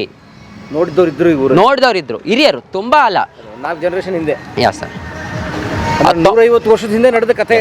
1840ರಿಂದ 1897 ನಡುವೆ ನಡೆದಂತ ಈ ಘಟನೆ. ಈಗಿನ ಅಜ್ಜರು ತಾತಂದ್ರು ಅವ್ರಿಗೆ ಗೊತ್ತಿರುತ್ತೆ. ಸೊ ಅವ್ರು ಕಣ್ಣಾರೆ ಕಂಡಿರ್ತಾರೆ, ಯಾಕಂದ್ರೆ ಇವರು ಸ್ವಾತಂತ್ರ್ಯ ಪೂರ್ವ ಸಮೀಪದಲ್ಲೇ ಇದ್ದಂಥ ರಾಜರು. ಸೊ ಇದು ಎಲ್ಲ ಜನರು ನೋಡಿರ್ತಾರೆ. ಸೊ ಅವರು ಕೂಡ ಈಗ ಕತೆಗಳನ್ನು ಹೇಳ್ತಾರೆ, ಇವನ ಮೇಲೆ ಕತೆಗಳನ್ನು ಕಟ್ತಾರೆ, ಆಡ್ತಾರೆ. ಸೊ ಇವನ ಮರಣದ ನಂತರ ರಾಮಚಂದ್ರ ಅಪ್ಪ ಸಾಹೇಬರ ಎದುರು ಜೈಲಿನಲ್ಲಿ ಬಾಬಾ ಸಾಹೇಬ್ ಅನ್ನ ತಂದಿಡ್ತಾರೆ, ನರಗುಂದದ ಬಾಬಾ ಸಾಹೇಬನ ತಂದಿಡ್ತಾರೆ. ಜಮಖಂಡಿಯ ರಾಮಚಂದ್ರ ಅಪ್ಪ ಸಾಹೇಬರು ಎದುರು ಬದುರಾಗಿ ಜೈಲಿನಲ್ಲಿ ಇಡ್ತಾರೆ. ಯಾಕೆ ಇಡ್ತಾರಪ್ಪ ಅಂದ್ರೆ ಇವ್ರೇನಾದ್ರು ಸಂದೇಶ ವಿನಿಮಯ ಮಾಡಬಹುದು. ಆಕ್ಚುಲಿ ಅವನು ಬಂಡಾಯಕಾರ, ಇವರು ಬಂಡಾಯಕಾರ. ಅನುಮಾನಗಳು ಬಂದಿದ್ದು ಅಲ್ಲಿ ಸಾಕ್ಷಿ ಸಿಕ್ಕಿದೆ. ಇವ್ರು ಏನಾದ್ರು ಸಂದೇಶ ವಿನಿಮಯ ಮಾಡಿ ಅಪ್ಪ ಸಾಹೇಬ್ರ ಬಗ್ಗೆ ಏನಾದರೂ ಕುರುಹುಗಳು ಸಿಗ್ಬಹುದು. ಸೊ ಇವ್ರನ್ನೇನಾದ್ರು ಮಾತಾಡಲಿಕ್ಕೆ ಪ್ರಾರಂಭ ಮಾಡ್ಬೋದು, ಸಂದೇಶವನ್ನು ರವಾನೆ ಮಾಡ್ಲಿಕ್ಕೆ ಪ್ರಾರಂಭ ಮಾಡ್ಬೋದು. ಇದರಿಂದ ನಮಗೆ ಸೂಚನೆ ಬಂದು ಅಪ್ಪ ಸಾಹೇಬ್ರನ್ನ ದಂಡಿಸ್ಬೋದು ಅಂತ ತಿಳ್ಕೊಂಡು ಸಂಚನ ಮಾಡಿ ಅವ್ರು ಎದುರು ಬಂದು ತಂದಿಡ್ತಾರೆ. ಆದರೆ ಅದು ವಿಫಲ ಆಗುತ್ತೆ, ಅವರಲ್ಲಿನ ಯಾವುದೇ ರೀತಿಯ ಚಟುವಟಿಕೆಗಳು ನಡೆಯಲ್ಲ. ಬ್ರಿಟಿಷರು ಸಮಾಧಿ ಆಗೋ ತನಕ, ಅಂದರೆ ಈ ದೇಶವನ್ನು ಬಿಟ್ಟು ಹೋಗಿ ನಮಗೆ ಸ್ವಾತಂತ್ರ್ಯ ದೊರೆಯೋ ತನಕ ನನಗೆ ಸಮಾಧಿ ಕಟ್ಟಬಾರ್ದು ಅಂತ ಅವನ ಆಪ್ತ ಸ್ನೇಹಿತ ಸೈನಿಕನಿಗೆ ಹೇಳಿರ್ತಾನೆ. ಬ್ರಿಟಿಷರು ಈ ದೇಶ ಬಿಟ್ಟು ತೊಲಗೋವರೆಗೂ ನನ್ನ ಸಮಾಧಿ ಮಾಡಬೇಡಿ ಅಂತ. ಅದನ್ನ ಇವರು ಸಮಾಧಿ ಕಟ್ಟಕ್ಕೆ ಬಂದಿದ್ದಾಗ ಅದನ್ನ ರಾಜರಿಗೆ ಹೇಳ್ತಾರೆ, ರಾಜರು ಕೂಡ ಅದನ್ನ ಕಟ್ಟೋದಿಲ್ಲ. ಸೊ ತದನಂತರ ಇವನ ಗಲ್ಲಿಗೇರಿದ ಮೇಲೆ ಇವನ ಮೃತದೇಹ ಆಯಿತು ಬಾಡಿ. ಸೊ ಅಲ್ಲಿ ಅದನ್ನ ಮಣ್ಣು ಮಾಡಲಿಕ್ಕೆ ಜನ ಹೆದರ್ತಾ ಇದ್ರು. ಯಾಕಪ್ಪ ಅಂದರೆ ಬ್ರಿಟಿಷರು ನಮಗೇನಾದರೂ ಮಾಡ್ಬೋದಪ್ಪ, ಸೊ ನಮ್ದೇನಾದ್ರೂ ಕೈವಾಡ ಇದೆ ಅಂತ ತಿಳ್ಕೊಬೋದು ಅಂತ. ಸೊ ಇಲ್ಲೇ ಉಳಿತದು ದೇಹ ಗಲ್ಲಿಗೇರಿದ ಮೇಲೆ. ಯಾರು ಮುಟ್ಲಿಲ್ಲ. ಯಾರು ಬೇಕಾದ್ರೂ ಸಮಾಧಿ ಮಾಡ್ಕೊಳ್ಳಿ, ಗಲ್ಲಿಗೆ ಏರಿಸ್ಬಿಟ್ಟಿದ್ದೀವಿ. ಅವ್ರ ಮನೆಯವ್ರು ಬೇಕಾದ್ರೂ ಬಂದು ಸಮಾಧಿ ಮಾಡ್ಕೊಳ್ಳಿ. ಅವರ ಒಂದು ಚಾಕಚಕ್ಯತೆ ಹೇಗಿತ್ತಪ್ಪ ಅಂದರೆ ಬ್ರಿಟಿಷರು ಅಲ್ಲಿ ಗಲ್ಲಿಗೇರಿಸಿದ ಮೇಲೆ ಯಾರಾದರೂ ಇವನ್ನ ಬಂದೇ ಬರ್ತಾರೆ, ಅಳ್ತಾರೆ. ಸೊ ಶೋಕಗಳಿದೇ ಇರುತ್ತೆ. ಅವ್ರೇನಾದರೂ ಇವ್ಗೆ ಸಪೋರ್ಟ್ ಮಾಡಿರಬಹುದು. ಅವಾಗ ಅವ್ರು ಬಂದ್ಸೋಣ ಮತ್ತೆ ನಮ್ಮ ಬ್ರಿಟಿಷ ಸಾಮ್ರಾಜ್ಯವನ್ನು ಗಟ್ಟಿಗೊಳಿಸೋಣ ಅಂತಾರೆ. ರಾಜರ ಸಾಮ್ರಾಜ್ಯದಲ್ಲಿ ಅಂತ ಯಾವುದೇ ವ್ಯಕ್ತಿಗಳು ಬಂದು ಅವನ ಸಮಾಧಿಯನ್ನು ಮಾಡೋದಿಲ್ಲ, ರಾಜವಂಶಸ್ಥರು ಮುಟ್ಟೋದೇ ಇಲ್ಲ. ಯಾಕಪ್ಪ ಅಂದರೆ ರಾಜರ ಕೈವಾಡ ಮೇನ್ ಇಂಪಾರ್ಟೆಂಟ್ ಇರುತ್ತೆ ಅಲ್ಲಿ. ಸೊ ಅವ್ರು ಮುಟ್ಟೋದಿಲ್ಲ. ಯಾವ ಸೈನಿಕರು ಕೂಡ ಇಲ್ಲಿ ಬರೋಕ್ಕೆ ಇದು ಮಾಡಲ್ಲ, ಅವನ ಆಪ್ತ ಸೈನಿಕರು ಕೂಡ ಬರಲ್ಲ. ಸೊ ಆ ಟೈಮಲ್ಲಿ ಅಶ್ವದಳದ ಸೇನಾಧಿಪತಿಯಾದಂಥ ಕೆಮಾಲ್ ಪಾಷಾ ಎಂಬುವನು ಜಮಖಂಡಿ ಸಂಸ್ಥಾನದ ಇವನ ಜೊತೆಯ ಸಮಯದಲ್ಲಿ ಅಶ್ವದಳದ ಒಬ್ಬ ಸೇನಾಧಿಪತಿ ಆಗಿರ್ತಾನೆ. ಇವನು ಎಲ್ಲ ದಳಗಳ ಅಧಿಪತಿ, ಸೈನಿಕರಿಗೆ ಒಬ್ಬ ಅಧಿಪತಿ ಆಗಿರ್ತಾನೆ. ಗಜಪಡೆ, ಕುದುರೆ ಎಲ್ರಿಗೂ ಈತ ಅಧಿಪತಿ, ಮೇಂಟೆನೆನ್ಸ್ ಮತ್ತು ತರಬೇತಿ ನೀಡುವಂತವನು. ಇವನ ಸ್ನೇಹಿತ ಅಶ್ವದಳದ ಅಧಿಪತಿ, ಸೇನಾಧಿಪತಿ ಕೆಮಾಲ್ ಪಾಷಾ, ಮುಸಲ್ಮಾನನು ಏನ್ ಮಾಡ್ತಾನೆಪ್ಪ ಅಂದ್ರೆ ಆಪ್ತ ಸ್ನೇಹಿತ. ಸ್ನೇಹಿತ ಅಂದ್ರೆ ಒಂದು ಒಡನಾಟ ನಡೆದೇ ಇರುತ್ತೆ, ಮಿತ್ರ ಬಾಂಧತ್ವ ಇರುತ್ತೆ, ಒಂದು ಗಂಡ ಹೆಂಡತಿ ತಾಯಿ ತಂದೆಗಿಂತ ಒಂದು ಹೆಚ್ಚಿನ ಬಾಂಧವ್ಯ ಮಧುರತೆ ಅವರಲ್ಲಿ ಬೆಳೆದಿರುತ್ತೆ. ಸೊ ಅವ್ರ ತಂದೆ ತಾಯಿನೇ ಬಿಟ್ಟು ಬಂದಿರ್ತಾರೆ. ಸೊ ಅವ್ರ ಹೆಂಡತಿ ಮಕ್ಕಳಿರಲ್ಲ. ಸೊ ಅವರಲ್ಲಿ ಒಂದು ಬಾಂಧವ್ಯ ನಡೆದಿರುತ್ತೆ. ಸೊ ಅವನು ಮರುಗಿ ಮಧ್ಯರಾತ್ರಿಯಲ್ಲಿ ಬಂದು ಚಟ್ಟು ಸಿಂಗನನ್ನ ಸಮಾಧಿ ಮಾಡ್ತಾನೆ. ಒಬ್ನೇ ಮಧ್ಯರಾತ್ರಿಯಲ್ಲಿ ಬಂದು ಚಟ್ಟು ಸಿಂಗನ ದೇಹವನ್ನ ತೆಗೆದುಕೊಂಡು ಇಲ್ಲಿ ಸಮಾಧಿಯನ್ನ ಮಾಡ್ತಾನೆ. ಸೊ ಆ ಸಮಾಧಿಯ ಒಂದು ಇದಕ್ಕಾಗಿ ಅದ್ರ ಮೇಲೆ ಒಂದು ಕಲ್ಲನ್ನ ಇಟ್ಟೋಗ್ತಾನೆ. ಇಲ್ಲಿ ಸಮಾಧಿ ಮಾಡಿ ಗುರುತಿಗೆ. ಸೊ ಒಂದು ಗಿಡವನ್ನ ಕೂಡ ನೆಟ್ಟೋಗ್ತಾನೆ, ಒಂದು ಕಲ್ಲನ್ನ ಕೂಡ ಇಟ್ಟೋಗ್ತಾನೆ. ಆ ಗಿಡ ಬೆಳೆಯೋದಿಲ್ಲ. ಸೊ ಅವನ ಒಂದು ಅದು ಕಾಣಲಿಕ್ಕೆ ಗುರುತಿಡಿಲಿಕ್ಕೆ ಒಂದು ಕಲ್ಲನ್ನ ಇಟ್ಟೋಗ್ತಾನೆ. ಒಬ್ಬ ಸೈನಿಕನ ಸ್ನೇಹಿತ ಅವನ ಒಬ್ಬ ಸ್ವಾತಂತ್ರ್ಯ ಹೋರಾಟಗಾರನ ಸಮಾಧಿಯನ್ನ ಇಲ್ಲಿ ಮಾಡ್ತಾನೆ ಮಧ್ಯರಾತ್ರಿಯಲ್ಲಿ ಬಂದು. ತಿಳ್ಕೊಳ್ಳಿ, ಬ್ರಿಟಿಷರು ಆಗ ಯಾವ ರೀತಿಯಾಗಿ ನಮ್ಮನ್ನ ಆಳ್ತಾ ಇದ್ರು, ಎಷ್ಟು ಹೆದರಿಕೆ ಇಟ್ಟಿದ್ರು, ಎಷ್ಟು ದರ್ಪದಿಂದ ನಮ್ಮನ್ನ ಆಳ್ತಾ ಇದ್ರು. ಸ್ವಾತಂತ್ರ್ಯಕ್ಕಾಗಿ ಜಮಖಂಡಿಯವನ್ನ ಒಂದು ಸ್ವಾತಂತ್ರ್ಯಗೊಳಿಸ್ಲಿಕ್ಕೆ ಹೋರಾಟ ಮಾಡಿದಂತ ಒಬ್ಬ ಸೇನಾನಿಯ ಸಮಾಧಿ ಮಾಡ್ಲಿಕ್ಕೆ ಜನ ಹೆದರ್ತಾರೆ. ಇದೇ ನಾಡಿಗೋಸ್ಕರ ಓಡಾಡ್ತಾರೆ. ಅವನ ಜೊತೆ ಇದ್ದ ಎಷ್ಟೋ ಸೈನಿಕರು ಕೂಡ ಹೆದರ್ತಾರೆ. ಸೊ ಇವನು ಏನ್ ಮಾಡಿದ್ದಪ್ಪ ಅಂದ್ರೆ ಸಂಸ್ಥಾನದಲ್ಲಿದ್ದಂಥ ಸೈನಿಕರನ್ನ ಇಟ್ಕೊಂಡು ತರಬೇತಿ ನೀಡಿದ ಸೈನಿಕರನ್ನ ಮನೆಗೆ ಕಳಿಸಿರ್ತಾನೆ. ಅವ್ರಿಗೂ ಕೂಡ ಈ ವಿಷಯ ಗೊತ್ತಿರಲ್ಲ. ಸೊ ಕೆಮಾಲ್ ಪಾಷಾನು ಮಧ್ಯರಾತ್ರಿಯಲ್ಲಿ ಬಂದು ಅವನ ಸಮಾಧಿಯನ್ನು ಮಾಡಿ ಹೋಗ್ತಾನೆ. ನಂತರ ರಾಮಚಂದ್ರ ಅಪ್ಪ ಸಾಹೇಬರು ಬರ್ತಾರೆ. ಸೊ ಅದನಂತರ ಸ್ವತಂತ್ರಗೊಳ್ಳುತ್ತೆ. ಸ್ವತಂತ್ರಗೊಂಡ ಮೇಲೆ ಬಂದಂಥ ಶಂಕರ್ರಾವ್ ಅಪ್ಪ ಸಾಹೇಬ್ ಪಟವರ್ಧನ್ ಅವರು ಅವ್ರ ಕಾಲದಲ್ಲಿ ಸಮಾಧಿ ಆಗುತ್ತೆ. ಅವ್ರು ಕಟ್ಟಿದ ಸಮಾಧಿ ಅದ್ರ ಮೇಲೆ ಇಟ್ಟೋಗಿದ್ರು ಗುರ್ತಿಗೆ. ಅವ್ರಿಗೆ ಅಷ್ಟೊಂದು ಇದು ಇರಲಿಲ್ಲ. ಸೊ ಅದನ್ನ ಹೋಗ್ತಾರೆ. ಸೊ ಇದನ್ನ ಯಾವ ಕಲ್ಲುಗಳಿಂದ ಕಟ್ಟಿದ್ರಪ್ಪ ಅಂದ್ರೆ ರಾಮತೀರ್ಥ ಅರಮನೆ ಹತ್ರ ಒಂದು ಶಿವ ಮಂದಿರ ಕೂಡ ಇತ್ತು ಅಲ್ಲಿ. ಸೊ ಅಲ್ಲಿನ ಒಂದು ಕಲ್ಲುಗಳು, ನಾವು ದೇವಸ್ಥಾನದ ಕಲ್ಲುಗಳು ಒಂದು ಪವಿತ್ರ ಕಲ್ಲುಗಳು ಅಂತ ತಿಳ್ಕೊತೀವಿ. ಅವು ಶಿಥಿಲಗೊಂಡಿದ್ದು, ದೇವಸ್ಥಾನ ಬಿದ್ದೋಗಿತ್ತು. ಸೊ ಆ ಕಲ್ಲುಗಳನ್ನ ತಂದು ಚಟ್ಟು ಸಿಂಗನ ದೇವಸ್ಥಾನವನ್ನ ಕಟ್ತಾರೆ. ಚಟ್ಟು ಸಿಂಗ್ ಸಮಾಧಿ ಮಾತ್ರ ಅಲ್ಲ, ದೇವಸ್ಥಾನ ಪವಿತ್ರವಾದ ಜಾಗ. ಸ್ವಾತಂತ್ರ್ಯಕ್ಕೆ ಬಂಡಾಯಕ್ಕೆ ಒಂದು ಮೊದಲ ಹೆಜ್ಜೆ, ದಕ್ಷಿಣ ಭಾರತದಲ್ಲಿ ಒಂದು ಮೊದಲ ಹೆಜ್ಜೆ, ಜಮಖಂಡಿ ಸಂಸ್ಥಾನದಲ್ಲಿ ಒಂದು ಮೊದಲ ಹೆಜ್ಜೆ. ಸೊ ಜಮಖಂಡಿ ನಗರದಲ್ಲಿ ಇವನ ಬಗ್ಗೆ ಗೊತ್ತಿಲ್ಲ. ಹೌದಾ? ಜನರಿಗೆ ಅಷ್ಟೊಂದು ಗೊತ್ತೇ ಇಲ್ಲ. ಹಿರಿಯರಿಗೆ ಮಾತ್ರ ಅಜ್ಜ ಅಜ್ಜಿಯರನ್ನ ನೀವು ಕೇಳಿದ್ರೆ ಚಟ್ಟು ಸಿಂಗ್ ಅವ್ನು ಗಲ್ಲಿಗೇರಿಸಿದ್ರು, ಏನೋ ಬ್ರಿಟಿಷ್ ವಿರುದ್ಧ ಹೋರಾಟ ಮಾಡಿದತ್ತ ಗಲ್ಲಿಗೇರಿಸಿದ್ರು. ಏನು ಬರ್ತಾರೆ? ಸೊ ನಾವು ನಿನ್ನೆ ಒಂದು ಅರಮನೆಗೆ ಭೇಟಿ ನೀಡಿದ್ವಿ, ರಾಜರ ಅರಮನೆ, ಪಟವರ್ಧನ ಮಹಾರ. ಅವರು ಆ ಅರಮನೆಗೆ ಶಿಫ್ಟ್ ಆಗೋಕ್ಕಿಂತ ಮೊದಲು ಇಲ್ಲಿ ಇದ್ರು. ಇದು ಮೊದಲ ಅರಮನೆ ಅಂತ ಕರಿತೀವಿ ನಾವು, ಹಳೆ ಅರಮನೆ. ಪಟವರ್ಧನ ಸಂಸ್ಥಾನಿಕರು ಇಲ್ಲಿ ಬಂದು ಬೀಡನ್ನು ಉಡಿದ ಮೇಲೆ ಕಟ್ಟಿದಂಥ ಅರಮನೆ. ಸೊ ಇದನ್ನ ರಾಮಚಂದ್ರ ಪಂತ್ ಅವ್ರು ಕಟ್ಟಿರ್ಬೋದು ಅಥವಾ ಗೋಪಾಲ್ ರಾವ್ ಪಟವರ್ಧನ್ ಅವ್ರು ಕಟ್ಟಿರ್ಬೋದು ಅಂತ ಊಹೆಗಳಿವೆ. ಸೊ ಇವರು ಆವಾಗಿನ ಕಾಲದಲ್ಲಿ ಮೊದಲು ಇದ್ದಂಥ ಅರಮನೆ ಇದು. ಸೊ ಇದು ರಾಮಚಂದ್ರ ಪಟವರ್ಧನ್ ಅವರು ಅಲ್ಲಿ ಕಟ್ತಾರೆ. ಅದಕ್ಕಿಂತ ಮೊದಲು ರಾಜಮನೆತನಗಳು ಇಲ್ಲಿ ವಾಸಿಸ್ತಿತ್ತು. ಸೊ ಆ ಪಟವರ್ಧನ ಮನೆತನ ಅವ್ರು ಬಂದು ಇಲ್ಲಿ ಬೀಡುಗಳನ್ನ ಬಿಟ್ಟಿದ್ರು ಅವರು. ಸೊ ಇಲ್ಲಿ ಬೀಡುಗಳನ್ನ ಬಿಟ್ಟಿದ ಮೇಲೆ ಅವರ ಸುವ್ಯವಸ್ಥೆಗೆ ಬೇಕಾದಂತ ಒಂದು ಮನೆಯನ್ನ ಕಟ್ಕೊಂಡಿದ್ರು. ಅಂದ್ರೆ ಈ ಮ್ಯಾನ್ಷನ್ ಇದ್ನಲ್ಲ, ಗವರ್ನರ್ ಆಫ್ ಬಾಂಬೆ ಮ್ಯಾನ್ಷನ್, ಅವ್ನು ಬಂದು ಜಮಖಂಡಿ ತಪಾಸಣೆ ಮಾಡ್ತಾನಲ್ಲ, ಯಾವ್ದು ಆ ಪತ್ರ ಚಟ್ಟು ಸಿಂಗ್ ಪತ್ರ ಸಿಕ್ಕ ಮೇಲೆ ಇದೇ ಅರಮನೆಗೆ. ಇದೇ ಅರಮನೆಗೆ ಸರ್. ಸೊ ಇದು ಮ್ಯಾನ್ಸನ್ ಬಂದ್ಮೇಲೆ ಈ ಅರಮನೆ ಅಲ್ಲ, ಮ್ಯಾನ್ಷನ್ ತಪಾಸಣೆಗೆ ಬಂದಾಗ ಹೊಸ ಅರಮನೆ ಇರಲಿಲ್ಲ ಸರ್. ಸೊ ಈ ಅರಮನೆ ಎಲ್ಲ ಚೆಕ್ ಮಾಡ್ತಾನೆ ಸರ್. ಮ್ಯಾನ್ಷನ್ ಓಡೋ ಜಾಗ ಇದೆಲ್ಲ. ಆಕ್ಚುಲಿ ಇನ್ನೊಂದು ವಿಶೇಷತೆ ಇದೆ ಇಲ್ಲಿ. ಸೊ ಬನ್ನಿ ಅರಮನೆ ನೋಡ್ಕೊಳ್ಳೋಣ. ಹೋಗೋದಾ? ಒಳಗಡೆ ಆಗಲ್ಲ ಸರ್, ನೋಡ್ಕೊಂಡು ಗೌರ್ಮೆಂಟ್ ಹಳೆ ಕಟ್ಟಡಗಳು. ಸೊ ಪಟವರ್ಧನ್ ಸಂಸ್ಥಾನಿಕರ ತಳದಿಂದ ಈ ಕಟ್ಟಡ ಇನ್ನೂ ಇದೆ. 1811ರಿಂದ, ಅಂದ್ರೆ ಸುಮಾರು 200 ವರ್ಷದ ಕಟ್ಟಡ. ಸೊ ಕಾಣ್ತೀರಾ, ಮುಂಭಾಗ ಬಾಲ್ಕನಿಗಳನ್ನು ಕಾಣ್ತೀವಿ, ರೂಮ್ಸ್ಗಳನ್ನು ನಿಮ್ಗೆ ಕಾಣ್ತಾ ಇದೆ. ಸೊ ಇವೆಲ್ಲ ಹಳೆ ಕಟ್ಟಡಗಳು. ಹಂಚಿನ ಅರಮನೆ. ಹಂಚಿನ ಅರಮನೆ. ಸೊ ಕಾಣ್ತಾ ಇದ್ದೀರಾ ನೀವು, ಸಭಾಂಗಣವನ್ನು ಕಾಣ್ತೀರಾ. ಸೊ ಇದು ಬಾಲ್ಕನಿಗಳು ಆಗಿನ ಕಾಲದ್ದೇ. ರಾಜರು ಓಕೆ ಹಂಗೆ ಬರ್ತಾ ಇದ್ರು ನೋಡಿ, Yeah, ಸಾಹೇಬ್ರು sir. ಬಂದ್ರಲ್ಲ. ಮೊದಲು ಬೀಡು ಬಿಟ್ಟಿದಂಥ ಸ್ಥಳ ಇದು. ರಾಜರು ಮೊದಲು ಬೀಡು ಬಿಟ್ಟಿದಂಥ ಸ್ಥಳ ನೋಡ್ತಾ ಇದೆ, ವಾಸಸ್ಥಾನ. ಎಲ್ರಿಗೂ ಗೊತ್ತಿರೋದ ಪ್ರಕಾರ ಪಟವರ್ಧನ ಅವರ ಸಂಸ್ಥಾನಿಕರು ಅಲ್ಲಿದ್ರು ಅಂತ ಗೊತ್ತಿದೆ. ಸೊ ಇಲ್ಲಿದ್ರು ಅಂತ ಯಾರಿಗೆ ಗೊತ್ತಿಲ್ಲ. ಸೊ ರಾಜರು ಓಡಾಡಿದಂಥ ಸ್ಥಳ ಇದು. ಯಾವ ರಥ ಇದು? ಇದು ರಾಜರು ಮತ್ತು ಇಲ್ಲಿ ಭೇಟಿ ಇಟ್ಟಂಥ ಅಧಿಕಾರಿಗಳು ನಗರವನ್ನು ಪ್ರವೇಶಿಸಲಿಕ್ಕೆ ಮಾಡಿದಂಥ ಒಂದು ಗಾಡಿ, ರಥ ಗಾಡಿ. ಸೊ ಆಗಿನ ಕಾಲದಲ್ಲಿ ನಾವು ನೋಡಿರ್ತೀವಿ ವಾಡೆಗಳಲ್ಲಿ ಪಲ್ಲಕ್ಕೆ ಇರುತ್ತೆ. ಮಹಾರಾಣಿಯರು ದೇವಸ್ಥಾನಕ್ಕೆ ಹೋಗೋಕ್ಕೆ, ವಾಡೆಗಳಿಗೆ ಹೋಗೋಕ್ಕೆ, ರಾಜಮಹಾರಾಜರು ಹೋಗೋಕ್ಕೆ ಅವರು ಅದನ್ನು ತಮ್ಮ ಸೈನಿಕರು ಹೆಗಲ ಮೇಲೆ ಎತ್ಕೊಂಡು ಹೋಗ್ತಾರೆ, ನೋಡಿರ್ತಾರೆ. ಸೊ ಡೋಲಿಯನ್ನು ಹೊತ್ಕೊಂಡು ಹೋಗಿರ್ತಾರೆ. ಆದರೆ ಇದ್ರ ವಿಶೇಷತೆ ಏನಪ್ಪ ಅಂದರೆ ಇದು ಚಕ್ರಗಳನ್ನು ಹೊಂದಿದೆ. ಹೌದು, ಚಕ್ರಗಳನ್ನು ಹೊಂದಿದ್ದು ಚಕ್ರಗಳ ಮೂಲಕ ಪ್ರಯಾಣ ಮಾಡ್ಬೋದು. ಸೊ ನೋಡ್ತಾ ಇರ್ತಾರೆ ಎಷ್ಟು ಚೆನ್ನಾಗಿದೆ ಅಂದರೆ ಫುಲ್ ಕವರ್ ಆಗಿದೆ. ಒಂದು ರೂಮ್ ಥರ ಅದನ್ನ ಸಿಸ್ಟಮನ್ನು ಅಳವಡಿಕೆ ಮಾಡಿದ್ದಾರೆ ಒಳಗಡೆ. ಒಂದು ರೆಸ್ಟ್ ಆಗಿ ಹೊರಗಡೆ ಯಾರಿಗೂ ಕಾಣಲ್ಲ. ಈಗಿನ ವಾಹನಗಳಲ್ಲಿ ನಾವು ಕೂತ್ಕೊಂಡ್ರೆ ಎಲ್ರಿಗೂ ಕಾಣುತ್ತೆ, ಸೊ ಇದಕ್ಕೆ ಕಾಣಲ್ಲ. ಸೊ ಅವರ ಮುಖಗಳು ಅವರು ಹೊರಗಡೆ ನೋಡಲಿಕ್ಕೆ ಕಿಟಕಿಗಳನ್ನು ಕೂಡ ಅಳವಡಿಕೆ ಮಾಡಿದ್ದಾರೆ. ಸೊ ಇದಕ್ಕೂ ಕೂಡ ಸಾಗವಾನಿ ಕಟ್ಟಿಗೆಗಳನ್ನು ಬಳಸಿದ್ದಾರೆ. ಸಾಗವಾನಿ ಕಟ್ಟಿಗೆಗಳು ಬಳಸಿದ್ದು ಇನ್ನೂ ಕೊಳ್ತಿಲ್ಲ. ಆ ಕೆಬ್ಬನಗಳನ್ನು ಕೂಡ ಕಾಣ್ತಾ ಇದ್ದಾರೆ ನೀವು. ಕಬ್ಬಿನಗಳು ಇನ್ನೂ ಕೂಡ ಹಾಗೆ ಇದೆ, ಶಿಥಿಲ ಸ್ಥಿತಿಯಲ್ಲಿದೆ. ಗಾಲಿಗಳು ಎಷ್ಟೋ ವರ್ಷ ಆದರೂ ತಿರುಗುತ್ತೆ, ಮುರಿಯುವ ತನಕ ತಿರುಗುತ್ತೆ. ಸೊ ಅವುಗಳನ್ನ ಕಾಣ್ತಾರೆ. ಈಗಲೂ ಕೂಡ ಅದನ್ನ ಬಳಕೆ ಬಳಸ್ಬೋದು. ಕಬ್ಬಣ ಚಕ್ರಗಳು ಸರ್.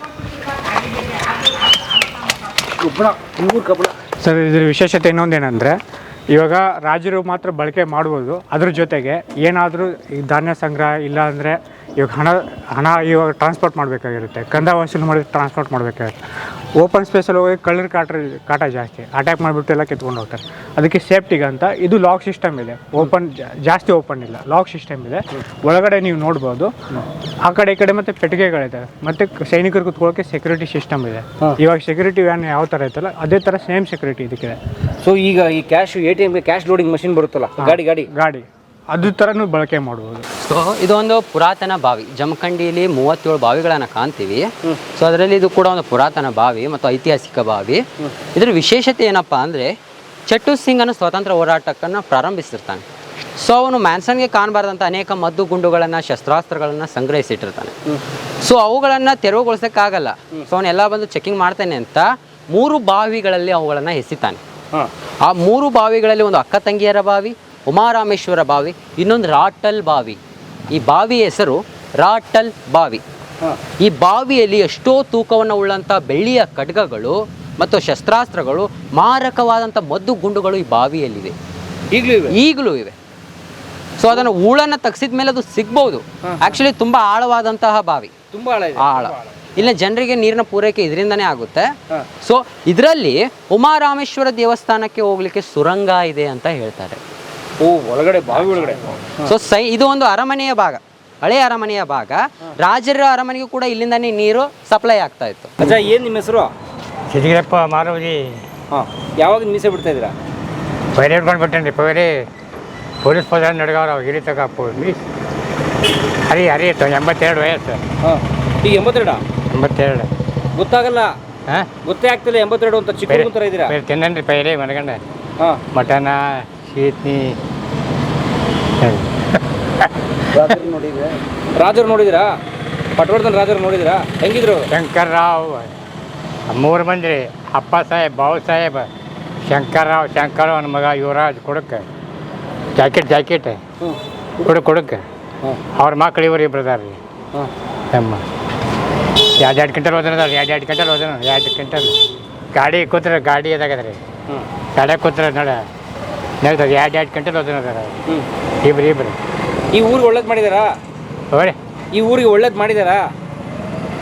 ಏನ ಅವ್ರ ಕಿತ್ತೂರು ಎಲ್ಲಾರ ಮಾಡ್ಯಾರ ಕರೆ ರೀ. ಸಾಲಿ ಪಾಲಿ ಎಲ್ಲ ಕಟ್ಟ್ಯಾರು. ದವಾಖಾನೆ ಅವ್ರದ್ದು, ಸಾಲಿ ಅವರು ಎಲ್ಲ ಸೇರಿ ಇದೆಲ್ಲ ಅವ್ರದ ನೋಡ್ರಿ. ಎಲ್ಲ ಕಚೇರಿ ಎಲ್ಲ ಅವ್ರದ್ದು ಎಲ್ಲ ಮಾಡ್ಯಾರ ಕರೆ ರೀ. ಅವ್ರ ಅತ್ತೆ ಪಾಪ ಮಾಡಿದಾರೆ ಅವ್ರು. ಏನು ಇಬ್ಬರದ ಪಾಸಿ ಕೊಟ್ರಿ. ಸಾಬೆ ಗೋಪಾಲ ಪಾಸಿ ಕೊಟ್ರಿ. ಪಾಸಿ ಯಾಕೆ? ಈ 3 ತೋಟದಾಗ ರೀ ಪಾಸಿ ಕೊಟ್ರಿ. ಯಾಕೆ? ಚಂದ್ರ ಲಕ್ಷ್ಮಣ ಅದು ಇದ್ರೆ ಪುಡಾರಿ ಗಡಿಗಳು ಅವರು. ಅವ್ರು ದೊಡ್ಡ ಮನೆಗಳು ದರೋಡಿ ಮಾಡೋದು, ಚೇಡ್ಜಿ ಮನೆಗಳು. ಮತ್ತು ಅವ್ರು ಇವ್ರಿಗೆ ಇವನು PSIನ ಬಡ್ದು ಕಟಕ್ ಪೌದಾರ ಅಂತೇಳಿ ಎತ್ತರ 12 ಫೂಟ್ ಎತ್ತರ ರೀ. ಕೈ ಹಿಡ್ದಮ್ಮ ರಟ್ಟಿ ಅವ್ನು ಬಡ್ದಾರೆ ರೀ. ಅವ್ರು ಚಂದ್ರ ಲಕ್ಷ್ಮಣ ಬ್ಯಾಳ ಹೊಡೆದಾಗ 2 ತಾಸು ಹಿಡಿತು ಅವ್ರಿಗೆ. ಕಾಡ್ನಿ ಹಾಕಿ ನೋಡಿ ದುಂಡಿ ಆಯ್ತು. ಹೊಡ್ಯಾರು ಮಾತ್ರ 10 ಜನ ಪೈಕಿ ರೀ. ಅವು ಕಾಡ್ನಿ ನೂರಿನ ಕಾಡ್ನಿ ಹಾಕಿ ಕಡ್ದ್ರಿ. ಹಿಂಗೆ ಅಕ್ಷಿ ಬಾಗಿಲು ಕಟ್ಟೇನ್ರಿ ಹೋಗಿ ಅಲ್ಲಿ ಚಂದೂರು ಅಕ್ಷರಿ ಬಾಗಿಲಿಗೆ ರಾತ್ರಿ ನಚ್ಚಿನ ಯಾರು ಸೇರ್ಕೊಂಡು ಹೋಗ್ಯವಾರ್ದು ಎಲ್ಲ ಎಂದಡಿ ಅವ ಮನೆಗಡೆ ಆಳ್ರಿ ಅದು ಸರ್ಕಾರ ಅವನ ತೋಟಿದ್ರಿ ಅವ ಇವನು ಹೆಸರು ಮಾಡ್ಬೇಕಂತೇಳಿ ಅವ್ರ ಕೂರ್ ಕಡೆ ಇವನು ಹೆಸರು ಮಾಡಿದ್ರು ಅವರು. ಹೌದು ಯಾ ಸರ್. ಏನು ನಮ್ಮ ಯಾವುದೋ ಆಟದ ಮೈದಾನ ಕರ್ಕೊಂಬಂದ್ರಲ್ಲ? ಆಟದ ಮೈದಾನ ಇದ್ರ ವಿಶೇಷತೆ ಏನಪ್ಪ ಅಂದರೆ ಇದು ರಾಜರ ಕಾಲದ ಮೈದಾನ. ಹಾಂ. ಸೊ ಇದರ ಹೆಸರು ಪೋಲೋ ಮೈದಾನ, ಪೋಲೋ ಗ್ರೌಂಡ್, ಪೋಲೋ ಮೈದಾನ, ಪೋಲೋ ಕ್ರೀಡಾಂಗಣ, ತುಂಬ ಹೆಸರುಗಳಿಂದ ಕರೀತಾರೆ. ಇದ್ರ ವಿಶೇಷತೆ ಏನಪ್ಪ ಅಂದರೆ ಇಲ್ಲಿ ರಾಜರು ಸರ್ 2ನೇ ಕ್ಯಾಪ್ಟನ್ ಪರಶುರಾಮ್ ಬಾವು ಪಟವರ್ಧನ ಅವರು ಕ್ರೀಡಾಪಟು ಕೂಡ ಆಗಿದ್ರು, ಕ್ರೀಡಾ ಪ್ರೇಮಿ ಕೂಡ ಆಗಿದ್ರು. ಓಕೆ. ಅವರು ಆ ಟೈಮಲ್ಲಿ ಪೋಲೋ ಆಟವನ್ನು ಆಡ್ತಾ ಇದ್ರು ರಾಜರು. ಪೋಲೋ ಅಂದ್ರೆ ಪೋಲೋ ಆಟ ಅಂದರೆ ಕುದುರೆ ಮೇಲೆ ಕೂತ್ಕೊಂಡು ಹಾಕಿ ಸ್ಟಿಕ್ಕಿಂದ ಬಾಲನ್ನು ಹೊಡೆಯೋದು, ಒಂದು ಓಲ್ಗೆ ಅದನ್ನು ತಲುಪಿಸೋದು. ಕುದುರೆ ಮೇಲೆ ಓಡ್ತಾ ಯಾ ಸರ್. ಅದಕ್ಕೆ ಪೋಲೋ ಆಟ ಅಂತ ಕರೀತಾರೆ. ಈ ಆಟವನ್ನು ಆಡಲಿಕ್ಕೆ ಒಂದು ಸಮೃದ್ಧ ಪ್ರದೇಶ ಬೇಕಾಗಿತ್ತು. ಈ ಪ್ರದೇಶ ಒಂದು ಕೃಷಿ ಪ್ರದೇಶವಾಗಿತ್ತು. ಈಗ ನೋಡ್ತಾ ಇದ್ದೀರಲ್ಲ, ಇದು ಒಂದು ವ್ಯವಸಾಯ ಭೂಮಿ. ಇದು ಮಂಗಳವೇಡ ಎಂಬುವರಿಗೆ ಸೇರಿದಂಥ ಪ್ರದೇಶ. ಮಂಗಳವೇಡ ಎಂಬುವರಿಗೆ ಸೇರಿದಂಥ ಪ್ರದೇಶ. ಈ ಪ್ರದೇಶವನ್ನು ಅವರಿಂದ ಕೊಂಡುಕೊಂಡು ಕಡಕೋಳ ಗ್ರಾಮದಲ್ಲಿ 20 ಎಕರೆ ಭೂಮಿಯನ್ನು ಅವರಿಗೆ ಕೊಡ್ತಾರೆ ರಾಜರು. ಇದ್ರ ಕಾಂಪನ್ಸೇಷನ್. Compensation sir. ಓಕೆ. ಇದನ್ನ ರಾಜರು ಕೊಂಡುಕೊಂಡು 20 ಎಕರೆ ಕಡ್ಕೋಳದಲ್ಲಿ ಅವ್ರಿಗೆ ಕೊಡ್ತಾರೆ. ಇದನ್ನ ಪಟುಗಳಿಗೆ ಆಟ ಆಡಲಿಕ್ಕೆ ಮತ್ತು ಕ್ರೀಡಾವನ್ನು ಅಭಿವೃದ್ಧಿ ಪಡಿಸಲಿಕ್ಕೆ ಇದನ್ನ ಬಳಸ್ಕೊಳ್ತಾರೆ. ಅದರಿಂದ ಇದನ್ನ ಪೋಲೋ ಆಟ ಆಡ್ಲಿಕ್ಕೋಸ್ಕರನೇ ಯೂಸ್ ಮಾಡಿದ್ರಿಂದ ಇದಕ್ಕೆ ಪೋಲೋ ಮೈದಾನ, ಪೋಲೋ ಗ್ರೌಂಡ್ ಎಂಬ ಹೆಸರು ಬಂತು. ಈಗಲೂ ಕೂಡ ಪೋಲೋ ಗ್ರೌಂಡ್ ಅಂತಾನೆ ನಾವು ಕರಿತೀವಿ.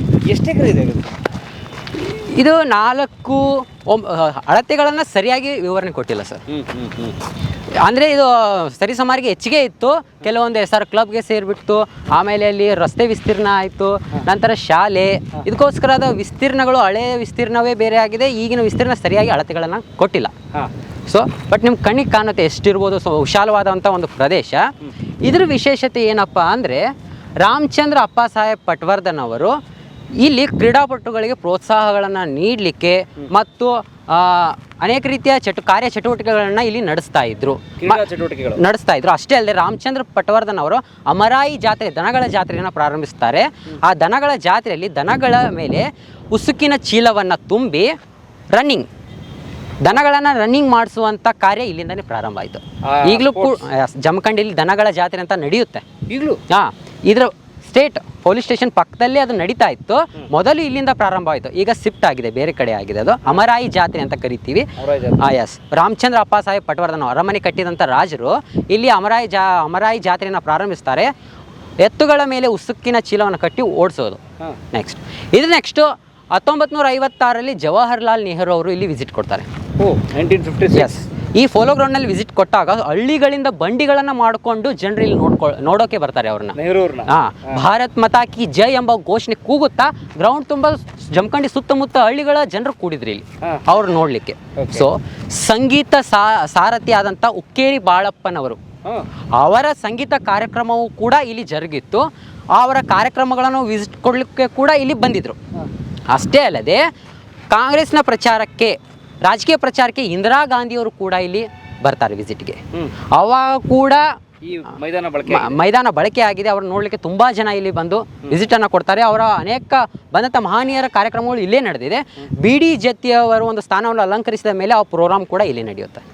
ಸೊ ಹೀಗೆ ಈಗಲೂ ಕೂಡ ಸ್ವಾತಂತ್ರ್ಯ ದಿನಾಚರಣೆ, ಗಣರಾಜ್ಯೋತ್ಸವ, ಇಂಥ ಅನೇಕ ರೀತಿಯ ರಾಷ್ಟ್ರೀಯ ಚಟುವಟಿಕೆಗಳು, ಸ್ಥಳೀಯ ಚಟುವಟಿಕೆಗಳು, ಅನೇಕ ರೀತಿಯ ಕಾರ್ಯಕ್ರಮಗಳು ಈ ಗ್ರೌಂಡಲ್ಲಿ ಜರುಗುತ್ತವೆ. ಸೊ ಇದು ಒಂದು ಸಾರ್ವಜನಿಕ ಆಸ್ತಿ ಈಗ. Yes sir. ಅಂದರೆ ಇದು ಮಹಾರಾಜರು ಬಳಸಿದ ಪೋಲೋ ಗ್ರೌಂಡ್. ಮಹಾರಾಜರಿಂದ ಈಗಲೂ ಕೂಡ ಆಧುನಿಕತೆಯಲ್ಲಿ ಬಳಕೆಯಲ್ಲಿರುವಂಥ ಒಂದು ಮೈದಾನ. ಓಕೆ. ಪುರಾತನ ಹೆಸರೇ ಇದೆ ಪೋಲೋ ಗ್ರೌಂಡ್ ಅಂತ. ಆಧುನಿಕತೆಯಲ್ಲೂ ಬಳಕೆಯಲ್ಲಿದೆ. Yes sir. ಅನೇಕ ರೀತಿಯ ವಿಶಿಷ್ಟ ಕಾರ್ಯಕ್ರಮಗಳನ್ನು ಈ ಮೈದಾನದಲ್ಲಿ ಕೊಟ್ಟಿದೆ. ಸೊ ವಿಶಾಲವಾದ ಪ್ರದೇಶ ಬೇಕೇ ಬೇಕು, ಈಗಲೂ ಆದರೂ ಬೇಕು ಜನ ಕೂಡಲಿಕ್ಕೆ. ಸೊ ಇದು ಈಗ 2 ಗ್ರೌಂಡ್ಗಳನ್ನು ಕಾಣ್ತೀವಿ. ಒಂದು ಖಾಸಗಿಯಾಗಿ, ಒಂದು ಸರ್ಕಾರಿಯಾಗಿ ಮಾರ್ಪಾಟಾಗಿದೆ. ಕಾಂಪೌಂಡ್ ಆಚೆ ಇರೋದು ಕೆಲವು ಕಾರ್ಯಕ್ರಮಗಳಲ್ಲಿ ಕಾಂಪೌಂಡನ್ನು ತೆರವುಗೊಳಿಸಿ ಕಾರ್ಯಕ್ರಮ ನಡೆಸ್ತಾರೆ. ಸರ್ಕಾರಿ ದೊಡ್ಡ ಕಾರ್ಯಕ್ರಮಗಳಾದರೆ ಕಾಂಪೌಂಡನ್ನು ಅರ್ಧ ತೆರವುಗೊಳಿಸಿ ಕಾರ್ಯಕ್ರಮಗಳನ್ನು ನಡೆಸ್ತಾರೆ. ಮತ್ತೆ ಸ್ವಾತಂತ್ರ್ಯ ದಿನಾಚರಣೆ ಕಾರ್ಯಕ್ರಮಗಳು ಆ ಗ್ರೌಂಡಲ್ಲಿ ನಡೆಯುತ್ತೆ. ಗಣರಾಜ್ಯೋತ್ಸವ ಇಲ್ಲಿ ಈ BLD ಸಂಸ್ಥೆಗೆ ಸಂಬಂಧಪಟ್ಟಿರುವಂತಹ ಸ್ವಾತಂತ್ರ್ಯ ಎಲ್ಲ ಚಟುವಟಿಕೆಗಳು ಇಲ್ಲಿ ನಡೆಯುತ್ತೆ. ಸರ್ಕಾರಿಯಾಗಿ, ಸಾರ್ವಜನಿಕವಾಗಿ ಆ ಕಡೆ ನಡೆಯುತ್ತೆ. ಅಂದರೆ ಇದ್ದ ಪೋಲೋ ಗ್ರೌಂಡ್ ಈಗ ಸರ್ಕಾರಿಗೆ ಅರ್ಧ, ಖಾಸಗಿಗೆ ಅರ್ಧ ಆಗಿದೆ. ಇದು BLD ಸಂಸ್ಥೆ. BLD ಸಂಸ್ಥೆ, ಬಿಜಾಪುರದ BLDಯ ಸಂಸ್ಥೆ ಇದು. ಬಿಜಾಪುರದ BLD ಒಂದು ಬ್ರಾಂಚ್ ಇದು. ಬ್ರಾಂಚ್ ಇದೆ ಸರ್. ಏನೇನು ಕಾಮರ್ಸ್ ಕಾಲೇಜಾ? ಹಾಂ sir. Commerce arts and science college. Yeah PUC college PU college. ಇದು ಇವಾಗ ಹೊಸದಾಗಿ 5 ವರ್ಷ ಆಯಿತು ಕಟ್ಟಬೇಕು. ಹಳೆ ಕಾಲೇಜು ಮೇನ್ ರಾಜರೇನ್ ಕೊಡುಗೆ ಗವರ್ನರ್ ಬಂಗ್ಲೋ ಅಂತಾರಲ್ಲ, ಅದು ಹಳೆ ಕಾಲೇಜ್. ಹಾಂ, ಇಲ್ಲಿತ್ತದು ಆ ಕಡೆ ಗ್ರೌಂಡಲ್ಲಿ ಇದೆ, ಕಾಣುತ್ತೆ. ಅಲ್ಲಿದೆ. Yes sir. ಅದನ್ನ ನೋಡ್ಬೋದು ನಾವು. ಯಸ್ ನೋಡ್ಬೋದು ಸರ್. ನಾನು ಹೇಳೋದು ಇಲ್ಲಿ ಯಾರು ಕ್ಯಾಪ್ಟನ್ ಅವ್ರ ಹೆಸರು ಅಂದ್ರೆ ಕ್ಯಾಪ್ಟನ್ ಪರಶುರಾಮ್ ಬಾವು ಪಟ್ವರ್ಧನ್, ಎರಡನೇ ಪರಶುರಾಮ್ ಬಾವು ಪಟ್ವರ್ಧನ್. ಎರಡನೇ ಪರಶುರಾಮ್ ಬಾವು ಪಟ್ವರ್ಧನ್ ಅವರು ಕುದುರೆ ಇದೆಲ್ಲ ಕಲ್ತಿದ್ರು. ಅವರಿಗೆ ಗಾಳಿಯ ಗಂಡ ಎಂಬ ಬಿರುದಿತ್ತು. ಅವರು ಕೂಡ ರನ್ನಿಂಗ್ ರೇಸಲ್ಲಿ ಕೂಡ ಪಾಲ್ಗೊಂಡಿದ್ರು. 2 ಗಂಟೆಯ ಕಾಲ ಸತತ ರನ್ನಿಂಗ್ ಕೂಡ ಅವ್ರು ಮಾಡಿದ್ರು ಅಂತ ತಿಳಿಸ್ತೇವೆ ದಾಖಲೆಗಳು. ಅವರಿಗೆ ಗಾಳಿಯ ಗಂಡ ಅಂತ ಇತ್ತು. ಅವರ ವಿವರಣೆಯನ್ನು ಕೊಡುವಾಗ ಅವರಿಗೆ ಬ್ರಿಟಿಷ್ ಸರ್ಕಾರದಿಂದ ಅನೇಕ ಬಿರುದುಗಳು ಬರುತ್ತೆ, ಅವುಗಳನ್ನ ಮುಂದೆ ವಿವರಿಸ್ತೀನಿ. ಸೊ ಇಲ್ಲಿ ನಮ್ಮ ಕ್ಯಾಪ್ಟನ್ ಎರಡನೇ ಪಟ್ವರ್ಧನ್ ಅವರು, ಬಾವು ಪಟ್ವರ್ಧನ್ ಅವರು ಕೊಡುಗೆ ಕುದುರೆನಲ್ಲಿ ಓಡ್ತಾ ಪೋಲೋ ಆಡೋ ಗ್ರೌಂಡ್ ಇದು.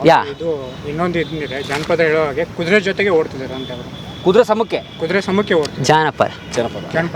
ಜನಪದ ಬಟ್ ಪೋಲೋ ಆಟ ಕುದುರೆ ಮೇಲೆ ಕುತ್ಕೊಂಡು ಹೋಗ್ತಾ ಅದನ್ನ ಬಾಲನ್ನ ಅದು ವಿರುದ್ಧ ಪಾರ್ಟಿಯನ್ನ ತೆಗೆದುಕೊಂಡು ಒಬ್ಬರೇ ಅಲ್ಲ.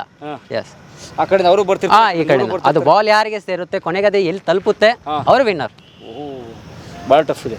ಅದರಲ್ಲಿ ಅಂಥದನ್ನ ರಾಜ ಮಹಾರಾಜರೇ ಆಡ್ತಿದ್ದಾರೆ. It's a costly game. Costly game, very difficult game actually. Yes ನೋಡಿದ್ರಾ? ಬನ್ನಿ ಮುಂದೆ ಹೋಗೋಣ. Okay sir. ನಾವು ಅದು ನೋಡೋಣ. ಹೋಗಿ ದರ್ಬಾರ್ ಹಾಲ್. ಇಲ್ಲಿ ಇದು ದರ್ಬಾರ್ ಹಾಲ್, ಜಮಖಂಡಿಯ ದರ್ಬಾರ್ ಹಾಲ್.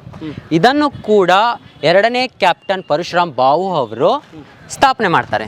1903 ಸ್ಥಾಪನೆ ಮಾಡ್ತಾರೆ ಇದನ್ನ. 1903 ಅವರ ಆಳ್ವಿಕೆಯ ಸಮಯದಲ್ಲಿ. ಯಾಕೆ ಸ್ಥಾಪನೆ ಮಾಡಿದ್ರೆ ಅಂದ್ರೆ ಕ್ಯಾಪ್ಟನ್ ಪರಶುರಾಮ್ ಬಾವು ಪಟ್ವರ್ಧನ್ ಅವರ ಪಟ್ಟಾಭಿಷೇಕ ನಡೆದಂತ ಸ್ಥಳ ಇದೆ. ರಾಮಚಂದ್ರ ಅಪ್ಪಾಸಾಹೇಬ್ ಪಟ್ವರ್ಧನ್ ಅವರ ದತ್ತಕ ಪುತ್ರ ಪರಶುರಾಮ್ ಬಾವು ಪಟ್ವರ್ಧನ್, ದತ್ತು ಮಗ. ಅವರು ತಾಸ್ಗಾಂವ್ ಮನೆತನದ ಒಬ್ಬ ದತ್ತು ಮಗನನ್ನು ತೆಗೆದುಕೊಂಡು ಅವನಿಗೆ ಮೂರನೇ ಪರಶುರಾಮ್ ಬಾವು ಪಟ್ವರ್ಧನ್ ಅಂತ ಹೆಸರಿಡ್ತಾರೆ. ಬ್ರಿಟಿಷರು ಕ್ಯಾಪ್ಟನ್ ಎಂಬ ಒಂದು ಬಿರುದನ್ನು ಕೊಡ್ತಾರೆ. ಅವರು 1903 ಪಟ್ಟಾಭಿಷೇಕವಾದಂಥ ಇದು ಸ್ಥಳ. ಪಟ್ಟಾಭಿಷೇಕ ಆಗಲಿಕ್ಕೆ ಅರಮನೆಯಿಂದ ಅಶ್ವದಳ, ಗಜದಳ ಮತ್ತು ಸೈನಿಕರೊಂದಿಗೆ ರಾಜ ಮರ್ಯಾದೆಯಿಂದ, ಪುಷ್ಪಗಳ ಎಸೆತದಿಂದ, ರಾಜ ವೈಡೂರ್ಯದಿಂದ ಇಲ್ಲಿ ಬರ್ತಾ ಇದ್ರು. ಇಲ್ಲಿ ಬಂದು ರಾಜರು ಪಟ್ಟಾಭಿಷೇಕವನ್ನು ಮಾಡ್ತಾ ಇದ್ರು. ಅವರ ಮಕ್ಕಳದೇ ಆಗಿರ್ಬೋದು, ಅವ್ರದೇ ಆಗಿರ್ಬೋದು. ಪ್ರಥಮವಾಗಿ ಕಟ್ಟಿದ ಮೇಲೆ ಅವರದೇ ಪಟ್ಟಾಭಿಷೇಕ ಆಗಿದೆ, ಮೊದಲ ಕಾರ್ಯಕ್ರಮ. ನಂತರ ಅವರ ಮಕ್ಕಳ ಪಟ್ಟಾಭಿಷೇಕ ಕೂಡ ಇಲ್ಲೇ ಆಗಿದೆ. ಇದಕ್ಕೆ ದರ್ಬಾರ್ ಹಾಲ್ ಅಂತ ಕರಿತೀವಿ. ಅಂದರೆ 1903 ಅಂದರೆ ಈಗ 120 ವರ್ಷದ ಹಿಂದೆ ಕಟ್ಟಿದ ಕಟ್ಟಡ ಇದು. ಅನಂತರ ದರ್ಬಾರಿಗೆ ಉಪಯೋಗ ಆಗ್ತಿತ್ತು. ಅಂದರೆ ಅವರ ಸಾರ್ವಜನಿಕ ಅನ್ನೋದಕ್ಕಿಂತ ಅವರ ವೈಯಕ್ತಿಕಗೂ ಮೀಟಿಂಗ್ಸ್ಗೂ ಉಪಯೋಗ ಆಗ್ತಿತ್ತು. ರಾಜರ ದರ್ಬಾರ್ ಸಭೆಗಳು, ಮಂತ್ರಿ ಮಂಡಲ, ಸೈನ್ಯ ಮಂಡಲ, ಅವರ ಪರ್ಸನಲ್ಸ್ ಚರ್ಚೆಗಳು, ಸಾರ್ವಜನಿಕರಿಗೆ ಬಿಟ್ಟು ಕೊಡಲಾರಂಥ ಗೌಪ್ಯ ಮಾಹಿತಿಗಳು ಇರುತ್ತೆ, ಅವ್ರಿಗೂ ಕೂಡ ಉಪಯೋಗ ಆಗ್ತಿತ್ತು. ಅವರ ಪಟ್ಟಾಭಿಷೇಕದ ಸಮಯದಲ್ಲಿ ಸಾರ್ವಜನಿಕವಾಗಿ ಉಪಯೋಗ ಆಗ್ತಾ ಇತ್ತು. ಇಲ್ಲಿ ಬರ್ತಾ ಇದ್ರು, ಒಳಗಡೆ ಎಂಟ್ರಿ ಇರಲಿಲ್ಲ. ಸೊ ರಾಜರಲ್ಲಿ ಪಟ್ಟಾಭಿಷೇಕ ಆದ್ಮೇಲೆ ಇಲ್ಲಿ ಬರ್ತಾ ಇದ್ರು ಹೊರಗಡೆ. ಸೊ ನಿಮ್ಗೆ ಕಾಣ್ತಾನೆ ಇರುತ್ತೆ, ಮೇನ್ ಡೋರ್ ಇದೆ. ಬಂದ್ಮೇಲೆ ಇಲ್ಲೆಲ್ಲ ಜನ ಸೇರ್ತಾ ಇದ್ರು. ಸೊ ಅವಾಗ ಪಟ್ಟಾಭಿಷೇಕ ಸಾರ್ವಜನಿಕವಾಗಿಯೂ ಯೂಸ್ ಆಗ್ತಾ ಇತ್ತು, ಸಭಾ ಕಲಾಪಗಳಿಗೂ ಕೂಡ ಇದು ಯೂಸ್ ಮಾಡ್ತಾ ಇದ್ರು. ಒಳಗೆ ಹೋಗಕ್ಕೆ ಅವಕಾಶ ಇಲ್ಲ. ಇದು ಪ್ರೈವೇಟ್ ಸಂಸ್ಥೆಗೆ ಇದಾಗಿರೋದ್ರಿಂದ ಬೇಕಾದ್ರೆ ಹೊರಗಡೆಯಿಂದ ವಿಸಿಟ್ ಮಾಡ್ಕೋಬೋದು ಹೇಗಿದೆ ಅಂತ. ಸೊ ಇದು ಒಳಗಡೆ ದರ್ಬಾರ್ ಹಾಲ್ ಒಳಗಡೆ. ಸರ್, ಹೊರಗಡೆಯಿಂದ ಈಗ ಒಳಗಡೆ ಬಂದ್ರಿ. ಒಳಗಡೆ ಇದು ಯಾವ ರೀತಿ ಇದೆಯಪ್ಪ ಅಂದ್ರೆ, ಕೆಲವರು ಪರಶುರಾಮ್ ಬಾವು ಪಟ್ವರ್ಧನ್ ಅವರು ದೇಶಗಳನ್ನು ಸುತ್ತಾ ಇದ್ರು. ಇಂಗ್ಲೆಂಡ್, ಫ್ರಾನ್ಸ್, ಈಗ ಯುರೋಪ್, ಈ ರೀತಿಯ ದೇಶಗಳನ್ನು ಸುತ್ತಾ ಇದ್ರು. ಕೆಲವರು ಹೇಳೋ ಪ್ರಕಾರ ಇದು ಯುರೋಪಿಯನ್ ಮಾದರಿಯ ಕಟ್ಟಡ, ಯುರೋಪಿಯನ್ ಮಾದರಿಯನ್ನು ಹೊಂದಿದೆ. ಸೊ ಇದು ವಿಶಾಲವಾದ ಪ್ರಾಂಗಣವನ್ನು ಒಳಗಡೆ ಕೂಡ ಹೊಂದಿದೆ. ಅಷ್ಟೇ ಅಲ್ಲದೆ ಇಲ್ಲಿ ಪಟ್ಟಾಭಿಷೇಕವು ನೋಡಿದರೆ ಅನಿಸುತ್ತೆ ಒಂದು ರಾಜ ಮರ್ಯಾದೆ, ರಾಜ ಗೌರವಾನ್ವಿತವಾದ ಒಂದು ಪ್ಯಾಲೇಸ್, ಒಂದು ವೈಭೋಗವನ್ನು ಹೊಂದಿದೆ. ಈ ವೈಭೋಗವನ್ನು ನಿಜವಾದ ಪ್ಯಾಲೇಸ್ ಕೂಡ ಹೊಂದಿಲ್ಲ. ಹೌದಾ? ಇಷ್ಟು ವೈಭವವಾಗಿ ನಿಜವಾದ ಪ್ಯಾಲೇಸ್ ಒಳಗಡೆ ಕಾಣಲ್ಲ. ಇಷ್ಟು ಚಿತ್ತಾರ, ಇಷ್ಟೊಂದು ಆಕ್ಟಿವ್ ಆಗಿ, ಕಲರಿಟಿಕ್ ಆಗಿ ಅದು ಕಾಣೋದಿಲ್ಲ, ಕಾಣಲ್ಲ. ಅಷ್ಟು ಚೆನ್ನಾಗಿ ಇದನ್ನು ಕಟ್ಟಿದ್ದಾರೆ. ಸೊ ಇದಕ್ಕೆ 8 ಬಾಗಿಲುಗಳಿವೆ. 8 ಸೈಡ್. ಈ ಕಡೆ ಮುಂದಿನ ಮುಖ್ಯ ದ್ವಾರದಲ್ಲಿ 3 ಬಾಗಿಲುಗಳನ್ನು ಕಾಣ್ತೀವಿ ನಾವು. ಸೈಡಲ್ಲಿ 8 ಬಾಗಿಲುಗಳು, ಮುಖ್ಯ ದ್ವಾರದಲ್ಲಿ 3 ಬಾಗಿಲುಗಳನ್ನು ಕಟ್ತೇವೆ. 11 ಬಾಗಿಲು. ಇದನ್ನು ಸಾಗುವಾನಿ ಕಟ್ಟಿಗೆಗಳನ್ನು ಬಳಸಿ ಬಾಗಿಲುಗಳನ್ನು ಮಾಡಿದ್ದಾರೆ. ಸಾಗುವಾನಿ? Yes sir. 1903ರಲ್ಲಿ ಸಾಗವಾನಿ ಕಟ್ಟಿಗಳನ್ನು ಕಳಿಸಿ ಬಾಗಿಲುಗಳನ್ನು ಮಾಡಿದ್ದಾರೆ. ಸೊ ನೋಡ್ತಿರ್ತಾರೆ ಯಾವ ಥರ ಡಿಸೈನ್ಸ್ ಇದೆ, ಬಾಗಿಲುಗಳು ಯಾವ ಥರ ಇದೆ. ಅದಕ್ಕೆ ಎಷ್ಟು ಎಷ್ಟು ದೊಡ್ಡದಾದ ಬಾಗಿಲು ಮತ್ತು ಸೊ ಅದಕ್ಕೆ ಲಾಕ್ ಸಿಸ್ಟಮ್ಸ್ ಕೂಡ ಇದೆ. ಆಗಿನ ಕಾಲದಲ್ಲಿ ಲಾಕ್ ಸಿಸ್ಟಮ್ಸ್. ಸೊ ಇದೆ ನೋಡಿ, ರಾಜರ ದರ್ಬಾರ್ ಹಾಲ್ ಪಟ್ಟಾಭಿಷೇಕ ಆಗುವಂತಹ ಸ್ಥಳ. ಅಲ್ಲೇ ನಡೆದಿರುತ್ತೆ ಪಟ್ಟಾಭಿಷೇಕ. ಯಾ ಸರ್, ಪಟ್ಟಾಭಿಷೇಕ ಆಗುವಂಥ ಸ್ಥಳ. ಯಾ ಸರ್. ಸೊ ನೀವು ಮೇಲೆ ಡಿಸೈನ್ಗಳನ್ನು ನೋಡ್ತೀರಿ. ಇದೆಲ್ಲ ಹಾಕಲಿದ್ದೆ. ಯಾ ಸರ್, ಇದು ಎಲ್ಲ ಹಾಕಲಿದ್ದೆ. ಸೊ ಗಾಳಿಗಳು ಬರಲಿಕ್ಕೆ ಕಿಟಕಿಗಳು, ಸೊ ಅವುಗಳಿಗೂ ಕೂಡ ಅವರ ಮೈನಿಂಗ್ ಹೇಗಿದೆ ನೋಡಿ ಸರ್. ಹೌದು. ಸೊ ಅಷ್ಟೊಂದು ಸೂಕ್ಷ್ಮವಾದ ಕಲಾತ್ಮಕವನ್ನು ಬಳಸಿಲ್ಲ ಅವರು. ಕೆಲವೊಂದು ಚಿತ್ರಗಳು, ನವಿಲಿನ ಚಿತ್ರಗಳನ್ನು ಬಳಸಿದ್ದಾರೆ. ಇದು ಒಂದು ಖುಷಿಯ ಸೆಲೆಬ್ರೇಟ್ ಆಗುವಂಥ ಪ್ಲೇಸ್. ನವಿಲು, ಮಯೂರ. ಯಾ, ಖುಷಿ ಅಂದರೆ ಒಂದು ರಾಜನು ಸಿಂಹಾಸನವನ್ನು ಅಲಂಕರಿಸುವಂತಹ ಪ್ಲೇಸ್. ಸೊ ಅವರು ಅಲ್ಲಿಂದನೇ ಅಶ್ವದಳ, ಗಜದಳಗಳು ಹೂವಿನ ಅಲಂಕಾರದಿಂದ ಇಲ್ಲಿಗೆ ಬರ್ತಾರೆ. ಇಲ್ಲಿ ಬಂದ ಮೇಲೆ ಎಂಟ್ರಿ ಕೂಡ ಅದೇ ರೀತಿ ಇರಬೇಕು, ಚಿತ್ತಾರವಾಗಿ, ವರ್ಣರಂಜಿತವಾಗಿ, ಗ್ರ್ಯಾಂಡ್ ಆಗಿ, ವರ್ಣಮಯವಾಗಿ ಇರಬೇಕಂತ. ನೋಡ್ರಿ ಅನ್ಸುತ್ತೆ ಎಷ್ಟು ಗ್ರ್ಯಾಂಡ್. ಒಂದು ಹೋಟೆಲ್ ಇದಕ್ಕೆ ಬೇರೆ ಎಕ್ಸ್ಟ್ರಾ ಏನೋ ಅಲಂಕಾರಗಳು ಮಾಡೋದೇ ಬೇಕಾಗಿಲ್ಲ, ಅಷ್ಟು ಗ್ರ್ಯಾಂಡಾಗಿ ಕಾಣುತ್ತೆ. ಸೊ ಇಲ್ಲಿ ರಾಜರು ಪಟ್ಟಾಭಿಷೇಕವನ್ನು ಮಾಡಿಕೊಳ್ತಾ ಇದ್ರು ಅಂತ ಉಲ್ಲೇಖಗಳು ಇದೆ. ಅದಕ್ಕೆ ಇದನ್ನು ದರ್ಬಾರ್ ಹಾಲ್ ಅಂತ ಕೂಡ ಕರೀತಾರೆ. ತುಂಬ ಚೆನ್ನಾಗಿದೆ ನೋಡಿ. ಲೈಟ್ ಹಾಕಿಲ್ಲ, ಎಷ್ಟು ಒಳ್ಳೆ ಲೈಟ್ ಹಾಕಿಲ್ಲ ಸರ್. ಗಾಳಿ ಬೆಳಕಿನ ವ್ಯವಸ್ಥೆ ಇದೆ, ಸಹಜವಾದ ಗಾಳಿ ಬೆಳಕಿನ ವ್ಯವಸ್ಥೆ. ಇಲ್ಲಿ ಯಾವುದೇ ರೀತಿಯ ಬದಲಾವಣೆಗಳು ಕೂಡ ಇಲ್ಲ ಸರ್. ಆಗಿನ ಕಾಲದ ಕಂಬಗಳು, ಕಟ್ಟಡ. ಇದು ಕಾಲೇಜ್ ಆಗಿ ಬಳಕೆ ಆಗುತ್ತೆ. ಕಾಲೇಜ್ ಅಧೀನದಲ್ಲಿದೆ. ಫಂಕ್ಷನ್ಗಳಿಗೆ ಬಳಕೆ ಆಗುತ್ತೆ. ಯಾ ಸರ್, ಸಿಂಹಾಸನ ಹಾಕಿ ಕೂತು ರಾಜ ಮರ್ಯಾದೆ. ಸೊ ಪುರೋಹಿತರು ಕೂಡ ಇಲ್ಲಿರ್ತಾರೆ. ಅವರ ಕೆಲವೊಂದು ಪದ್ಧತಿ ಆಚಾರಗಳನ್ನು ಮಾಡಬೇಕಾಗಿರುತ್ತೆ. ಸೊ ಅಲ್ಲಿ ಕೆಲವೊಂದು ಆಚಾರಗಳನ್ನು ಮಾಡ್ತಾರೆ ಅಂತ ಹೇಳ್ತಾರೆ ಒಳಗಡೆ. ಸೊ ಹವನ, ಹೋಮ, ಸಮಥಿಂಗ್ ಬಂದ್ಬಿಟ್ಟು ಪೇಶ್ವ ಮಂತ್ರ ಸೇರಿದ್ರು ಚಿತ್ಭವನ ಬ್ರಾಹ್ಮಣದವ್ರು ಇವರು. ಚಿತ್ಭವನ್ ಬ್ರಾಹ್ಮಿನ್ಸ್ ಪಡವರು. ಅವ್ರ ಆಚಾರ ಪ್ರಕಾರ ಫಸ್ಟ್ ದೇವ್ರಿಗೆ ಪೂಜೆ ಮಾಡಿಬಿಟ್ಟು ಆಮೇಲೆ ಸಿಂಹಾಸನ. ಸಡನ್ನಾಗಿ ಕೆಲವೊಂದು ರಾಜರು ಏನು ಮಾಡಿಬಿಡ್ತಾರೆ, ದೇವ್ರಿಗೆ ನಮಸ್ಕಾರ ಮಾಡಿಬಿಡ್ತಾರೆ. ಇವರ ಪೂಜೆ ಪುನಸ್ಕಾರ ಮಾಡಿಬಿಟ್ಟು ಆ ಪದ್ಧತಿ ಏನಿಲ್ಲ ಹಸ್ತಾಂತರ ಮಾಡೋದು, ಅದನ್ನು ಮಾಡಿಬಿಟ್ಟು ಆಮೇಲೆ ಜನಗಳ ಮುಂದೆ ಫಸ್ಟ್ ದೇವ್ರ ಮುಂದೆ ಒಪ್ಪಿಸ್ಕೊಂಡ್ಬಿಡೋದು. ನಾನು ರಾಜ ಆಗ್ತಿದ್ದೀನಿ, ಸಿಂಹಾಸನ ಮೇಲೆ ತಗೋತೇನೆ. ಆಮೇಲೆ ಅದು ಪಟ್ಟದ ಕಥೆ ಇರುತ್ತೆ. ಪಟ್ಟದ ಕಥೆ ಹೆಂಡೋರು ಆದಮೇಲೆ ರಾಜನ ಕೊಡೋದು. ಸೊ ಬ್ರಾಹ್ಮಿನ್ಸ್ ಇರೋದ್ರಿಂದ ಇವರು ಅನೇಕ ಪದ್ಧತಿಗಳು, ಆಚಾರ ವಿಚಾರಗಳನ್ನ ಹೊಂದಿರ್ತಾರೆ. ಹೋಮ, ಹವನ, ಪೂಜೆ ಪುನಸ್ಕಾರಗಳನ್ನು ಇಲ್ಲೇ ನೆರವೇರಿಸ್ತಾರೆ. ಅಲ್ಲಿಂದ ಬರೋದಷ್ಟೇ, ಎಲ್ಲ ಅಷ್ಟೇ. ಇಲ್ಲಿ ಕಾರ್ಯಕ್ರಮಗಳು ನಡೆಯೋದಲ್ಲ. ಇಲ್ಲೇ ಪಟ್ಟಾಭಿಷೇಕ, ಹೋಮ, ಹವನಗಳು ಜನರಿಗೆ ಗೊತ್ತಾಗೋದು ಕೂಡ ಇಲ್ಲ. ಇಲ್ಲಿಂದ ಪಟ್ಟಾಭಿಷೇಕ ಮಾಡಿದ ಮೇಲೆ ಆ್ಯಕ್ಚುಲಿ ಇಲ್ಲಿ ಒಳಗಡೆ ಬರೋರು ಜಾಸ್ತಿ ಸಾರ್ವಜನಿಕರಿಗಿಂತ ರಾಜರ ಮನೆತನದವರು, ಮತ್ತು ಅವರಿಗೆ ಬೇಕಾದವರು, ಅಕ್ಕಪಕ್ಕದ ರಾಜ್ಯದ ಮನೆತನದವರು, ಸೊ ಅವರ ಸಾಮಂತರು ಮತ್ತು ಅವರ ಇದಕ್ಕೆ ಏನು ಆ ಪಟ್ಟಾಭಿಷೇಕಕ್ಕೆ ಬ್ರಿಟಿಷ್ ಅಧಿಕಾರಿಗಳನ್ನು ಮತ್ತು ದೊಡ್ಡ ದೊಡ್ಡ ಅಧಿಕಾರಿಗಳನ್ನು, ಗವರ್ನರ್ಗಳನ್ನು ಕೂಡ ಆಹ್ವಾನ ಇಟ್ಟಿದ್ದರು ಪರಶುರಾಮ್ ಬಾವು ಪಟ್ವರ್ಧನರು ಅಂತ ಉಲ್ಲೇಖ ಇದೆ ಸರ್. ತುಂಬ ಚೆನ್ನಾಗಿದೆ. ಇದೆಲ್ಲ ಕೂತ್ಕೊಳ್ಳೋಕ್ಕೆ ದೊಡ್ಡ ದೊಡ್ಡ ಕುರ್ಚಿಗಳು, ಸಿಂಹಾಸನಗಳ ಥರದ ಕುರ್ಚಿಗಳು. ಸರ್ ಇಲ್ಲಿ ಪಟ್ಟಾಭಿಷೇಕ ನಡೆಯೋಕ್ಕೆ ಬೇಕಾದ ಕುರ್ಚಿ, ಆಮೇಲೆ ಪೂಜೆಗೆ ಎಲ್ಲ ವ್ಯವಸ್ಥೆ ಮತ್ತು ಅವರ ರಾಜ ಮರ್ಯಾದೆ ಬಂದವರಿಗೆ. ಸರ್ ಉದಾಹರಣೆ ಮಯೂರ ಸಿನಿಮಾ ನೋಡಿದ್ರೆ, ಮಯೂರ ಸಿನಿಮಾ ದರ್ಬಾರಲ್ಲಿ ಇದೆಯಲ್ಲ ಸರ್, ಮಯೂರ ಸಿಂಹ, ಚೆನ್ನಮ್ಮನ. ಚೆನ್ನಮ್ಮ, ಹೌದು. ಆ ಥರದೊಂದು ಸಿನಿಮಾದಲ್ಲಿ ಯಾವ ರೀತಿ ನೀವು ನೋಡಿರ್ತೀರ ನೈಜವಾಗಿ ಇಲ್ಲಿ ನೋಡ್ತಾ ಇದ್ದೀರಾ. ಸೊ ಕೆಲವೊಬ್ಬರಿಗೆ ಅಲ್ಲಿ ಆಡಳಿತ ಹೇಗಾಗಿದೆ, ದರ್ಬಾರ್ ಹೇಗೆ ನಡೆಸ್ತಾ ಇದ್ರು ಕೆಲವ್ರು ಕೇಳಿರ್ತಾರೆ, ನೋಡೋಕ್ಕಾಗಿರಲ್ಲ, ಕೆಲವೊಬ್ರಿಗೆ ಸಿಕ್ಕೂ ಇರಲ್ಲ. ಮೈಸೂರಿನಲ್ಲಿ ನೋಡ್ಬೋದು, ಹಲಾವಿಲ್ಲ ಅವರ ದರ್ಬಾರನ್ನು ನೋಡಲಿಕ್ಕೆ. ಸ್ವಲ್ಪ ಸೀಮಿತವಾಗಿ ನೋಡಬಹುದು, ಆದರೆ ಎಲ್ಲ ನೋಡೋಕ್ಕೆಲ್ಲ. ಇಲ್ಲಿ ಯಾವ ರೀತಿ ಅವರು ಇರ್ಬೋದು ಕಣ್ಣಿಗೆ ಕಟ್ಟುತ್ತೆ ಸರ್. ಯಾವ ರೀತಿ ಇಲ್ಲಿ ದರ್ಬಾರ್ ಮಾಡ್ತಾ ಇದ್ರು ಅನ್ನೋದು. ಮುಂದೆ ರಾಜ, ಮಂತ್ರಿಗಳು, ಸೈನಿಕರು, ಗವರ್ನರ್ಗಳು, ಆಹ್ವಾನಿತರು ಎಲ್ಲರೂ ಕೂಡ ಇಲ್ಲಿರ್ಬೋದು. ಸರ್ ಇದು ಸಾರಿ ಹೇಳುತ್ತೆ ಇತಿಹಾಸವನ್ನು. ಯಾವ ರೀತಿ ಇಲ್ಲಿ ಬಂದಿದ್ರು, ಯಾವ ರೀತಿ ಇಲ್ಲಿ ಆಳ್ವಿಕೆ ದರ್ಬಾರನ್ನು ಮಾಡ್ತಾ ಇದ್ರು. ರಾಹುಲ್, ಯಾವ ಕಟ್ಟಡ ಇದು? ಇದು ಪೋಲೋ ಮೈದಾನದ ಒಂದು sports rooms. So polo ground ಕಟ್ಟಿದ ಮೇಲೆ ಇವರು ಒಂದು ಪರಶುರಾಮ್ ಬಾವು ಪಟ್ವರ್ಧನರು ಒಬ್ಬರು ಕ್ರೀಡಾಪಟು ಆಗಿದ್ದರು. ಸೊ ಕ್ರೀಡೆಗಳನ್ನು ಇಲ್ಲಿ ಆಡಿಸ್ತಾ ಇದ್ರು. ಅದಕ್ಕೋಸ್ಕರ ಬೇರೆ ಬೇರೆ ಪ್ರದೇಶಗಳಿಂದ ಕ್ರೀಡೆಯನ್ನು ಆಡೋರು ಬರ್ತಾಯಿದ್ರು. ಅವರ ಬಗ್ಗೆ ಮಾಹಿತಿಗಳನ್ನು ಕಲೆಕ್ಟ್ ಆಗಲಿಕ್ಕೆ ಮತ್ತು ಆ ವಸ್ತುಗಳನ್ನು ಇಲ್ಲಿ ಸ್ಟೋರ್ ಮಾಡಲಿಕ್ಕೆ ಮತ್ತು ಅವುಗಳ ಲೆಟರ್ಗಳನ್ನು ಬರಲಿಕ್ಕೆ, ಬಹುಮಾನಗಳನ್ನು ಇಡಲಿಕ್ಕೆ ಒಂದು ವ್ಯವಸ್ಥೆಯನ್ನು ಮಾಡ್ಕೊಂಡಿದ್ರು ಆಗಿನ ರಾಜರ ಕಾಲದಲ್ಲಿ. ಆ ವ್ಯವಸ್ಥೆ ಇದು ಸ್ಪೋರ್ಟ್ಸ್ ರೂಮ್. ರಾಜರ ಕಾಲದ್ದೇ ಸ್ಪೋರ್ಟ್ಸ್ ರೂಮ್. ಪೋಲೋ ಮೈದಾನವನ್ನು ಅವರು ಖರೀದಿಸಿದ ಮೇಲೆ ಇಲ್ಲಿ ಯಾವಾಗ ಕ್ರೀಡಾ ಆಟಗಳು ಸ್ಟಾರ್ಟ್ ಆಯಿತೋ ಆವಾಗ ಇದನ್ನು ಕಟ್ಟಿಸ್ತಾರೆ. ಇಲ್ಲಿ ಕೂಡ ಸಾಗವಾನಿ ಕಟ್ಟಿಗೆಗಳನ್ನು ಬಳಸಿಕೊಂಡು ಕಟ್ಟಿದ್ದಾರೆ. ಸೊ ಇವುಗಳು ಹುಳ ಹತ್ತುವುದಿಲ್ಲ, ಕೊಳೆಯುವುದಿಲ್ಲ. ಕಟ್ಟಿಗೆಗಳು ನೀರು ಬಿದ್ದರೆ ಏನೂ ಆಗಲ್ಲ ಸರ್. ಈಗಲೂ ಕೂಡ ಅರಮನೆ 200 ವರ್ಷದ್ದಾದರೂ ಅಲ್ಲಿ ಕೂಡ ಸಾಗವಾನಿ ಅವರು ಬಳಸಿದಂಥ ಎಲ್ಲ ಕಟ್ಟಡಗಳು ಸಾಗವಾನಿ ಕಟ್ಟಿಗೆಯನ್ನು ಬಳಸಿಕೊಂಡೇ ಕಟ್ಟಿದ್ದಾರೆ. ಸೊ ಈಗ ಕಾಣ್ತಾ ಇರೋ ಒಂದು ವೈಶಿಷ್ಟ್ಯವಾದಂಥ ಒಂದು ಕಟ್ಟಡ. ಸೊ ಇದು ಎಷ್ಟು ಚೆನ್ನಾಗಿ ಕಾಣುತ್ತೆ ನೋಡಿ ಸರ್. ಆಮೇಲೆ ಅವುಗಳ ಸ್ಟ್ರಕ್ಚರ್ ನೋಡಿ, ಎಸ್ ಸರ್. ಎರಡು ಕಡೆಯಿಂದ ಹತ್ತಕ್ಕೆ ಜಾಗ, ಈ ಕಡೆಯಿಂದ ಹತ್ಬೋದು, ಆ ಕಡೆಯಿಂದ ಹತ್ಬೋದು, ಮಧ್ಯದಲ್ಲಿ ಒಂದು ವೇದಿಕೆ ಸರ್ ಅಂತೆಲ್ಲ ಇದೆ. ಇದೆಲ್ಲ ಆ ಕಾಲದಲ್ಲಿ ಇತ್ತು ನಮ್ಮ ಭಾರತದಲ್ಲಿ? ಇತ್ತು ಸರ್. ಹೌದಾ? ಇತ್ತು ಸರ್. ಇದು ಪಟವರ್ಧನ ಸಂಸ್ಥಾನಿಕರು 18-19ನೇ ಶತಮಾನದವರು ಸರ್. ಸೊ ಈಗ ಇದು 19ನೇ ಶತಮಾನ ಸರ್. 1 ಶತಮಾನದ ಹಿಂದೆ ಸರ್. 100 ವರ್ಷಗಳ ಹಿಂದೆ? 100 ವರ್ಷಗಳ ಹಿಂದೆ ಸರ್. ಅಂದರೆ ಇದೆಲ್ಲ ಇತ್ತು ಅವಾಗ? ಇತ್ತು ಸರ್. ಅವಾಗಿನ ಆರ್ಕಿಟೆಕ್ಟ್ಗಳನ್ನು ಈಗ ನಾವು ವೈಜ್ಞಾನಿಕವಾಗಿ ಬಳಸ್ತೀವಿ, ವೈಜ್ಞಾನಿಕವಾಗಿ ಕಟ್ತೀವಿ. ಸೊ ಆವಾಗಿನ ಕಾಲದಲ್ಲಿ ಇವೆಲ್ಲ ಇತ್ತು ಸರ್. ಇತ್ತು ಸರ್. ಸೊ ಇದು ಒಂದು ಸೈಡಲ್ಲಿ ಸ್ಪೋರ್ಟ್ಸ್ ರೂಮನ್ನು ಬಳಸ್ತಾ ಇದ್ರು, ಒಂದು ಸೈಡಲ್ಲಿ ಆಫೀಸ್ ಆಗಿ ಬಳಸ್ತಾ ಇದ್ರು. ಎಸ್, ಲೆಟರ್ಸ್ಗಳಿಗಾಗಿ ಒಂದು ಕಡೆ ಕೆಳಗೆ ಇದು ಸ್ಪೋರ್ಟ್ಸ್ ವಸ್ತುಗಳನ್ನು ಸ್ಟೋರ್ ಮಾಡ್ತಾ ಇದ್ರು. ಯಾ ಸರ್. ಇನ್ನೊಂದು ಕಡೆ ಬಹುಮಾನಗಳ ಸ್ಟೋರ್ ಅಥವಾ ಅವರ ರಾಜರಿಗೆ ಉಡುಪುಗಳ ಬದಲಾವಣೆ, ವಸ್ತ್ರಗಳ ಬದಲಾವಣೆ, ಕ್ರೀಡಾಪಟುಗಳಿಗೆ ರೆಸ್ಟ್ ರೂಮ್. ಅವರು ಒಂದೇ ಥರವಾಗಿ ಬಳಸ್ತಾ ಇರಲಿಲ್ಲ, ವೆರೈಟಿಯಾಗಿ. ಇವತ್ತು ರೆಸ್ಟ್ ರೂಮ್ ಆಗಿ ಬೇಕಾಗಿದೆ, ಕ್ರೀಡಾಪಟುಗಳಿಗೆ ರೆಸ್ಟ್ ರೂಮ್ ಆಗಿ ಬಳಸ್ತಾ ಇದ್ರು. ಸೊ ಅವ್ರಿಗೆ ಏನಾದ್ರು ವಸ್ತುಗಳನ್ನ ಇಟ್ಕೊಳ್ಳಿಕ್ಕೆ ಬೇಕಾಗಿದೆ, ಅದಕ್ಕೆ ಬಳಸ್ತಾ ಇದ್ರು. ರಾಜರಿಗೆ ಏನಾದ್ರು ರೆಸ್ಟ್ ಮಾಡ್ಲಿಕ್ಕೆ ಬೇಕಾಗಿದೆಯಾ ಕಾರ್ಯಕ್ರಮಗಳಲ್ಲಿ, ಅದಕ್ಕೆ ಬಳಸ್ತಾ ಇದ್ರು. ನಾನು ಹೇಳೋದು, ಈ ನಮ್ಮ ಪಟವರ್ಧನ ಇದ್ದಾರಲ್ಲ, ಎರಡನೇ ಪಟವರ್ಧನ ಇದ್ದಾರೆ, ಪರಶುರಾಮ್, ಎರಡನೇ ಪರಶುರಾಮ್ ಇದ್ದಾರಲ್ಲ, ಎರಡನೇ ಪರಶುರಾಮು ಇಷ್ಟೆಲ್ಲ ಮಾಡಿದ್ದಾರಲ್ಲ, ನನಗನ್ನಿಸೋದು ಭಾಳ ಎಜುಕೇಟೆಡ್ ಇದ್ರು ಅಂತ. ರಾಮಚಂದ್ರ ಹಿಡಿದು ಸರ್ ಪಟವರ್ಧನ್ ಸಂಸ್ಥಾನಿಕರು ಯಾರ್ಯಾರು ಬರ್ತಾರೆ ಎಲ್ಲ ಎಜುಕೇಟೆಡ್ ಸರ್. ಹಾಂ ಸರ್. ಒಳ್ಳೆ ಶಿಕ್ಷಣ ಇದೆ ಅವ್ರಿಗೆ. ಪರಶುರಾಮ್ ಬಾವು ಪಟವರ್ಧನ್ ಅವ್ರ ಬಗ್ಗೆ ಅಷ್ಟೊಂದು ಮಾಹಿತಿ ಇಲ್ಲದೆ ಇದ್ರು. ಮೊದಲನೇ ಪರಶುರಾಮ್, ರಾಮಚಂದ್ರ ಪಂತ ಎರಡನೇ ರಾಜರಿಂದ ಹಿಡಿದು ಕೊನೆಯ ಪಿ ಪಟವರ್ಧನರವರೆಗೆ ಎಲ್ಲರೂ ಎಜುಕೇಟೆಡ್ ಸರ್. ಮುಂಬೈಯಲ್ಲಿ ಕೂಡ ಅವ್ರು ಶಿಕ್ಷಣ ಪಡಿತಿದ್ರು. ಮುಂಬೈ, ಪುನಾ, ಸಾಂಗಲಿ.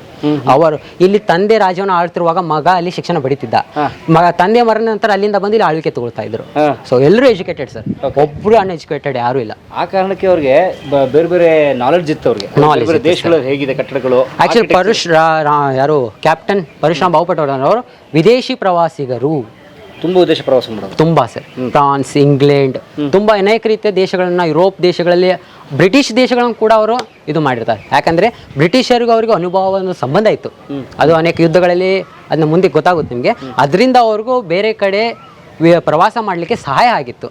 ಅದರಿಂದ ಅವರ ಯುರೋಪಿನ ಮಾದರಿಯ ಕಟ್ಟಡಗಳು ಜಮಖಂಡಿಯಲ್ಲಿ ಇನ್ನೂ ಕೂಡ ಜಾರಿಯಲ್ಲಿವೆ. ಇವೆಲ್ಲದಕ್ಕೆ ಸಾಕ್ಷಿಗಳು. ದರ್ಬಾರ್ ಹಾಲ್ ನೋಡಿದ್ರಲ್ಲ, ಅದೇ ರೀತಿ ಒಂದು ರೀತಿ ಇದು ಚಿಕ್ಕ ಅವರು ಮಾಡಿದ್ರಲ್ಲಿ ಒಂದು ಚಿಕ್ಕ ಕೊಡುಗೆ.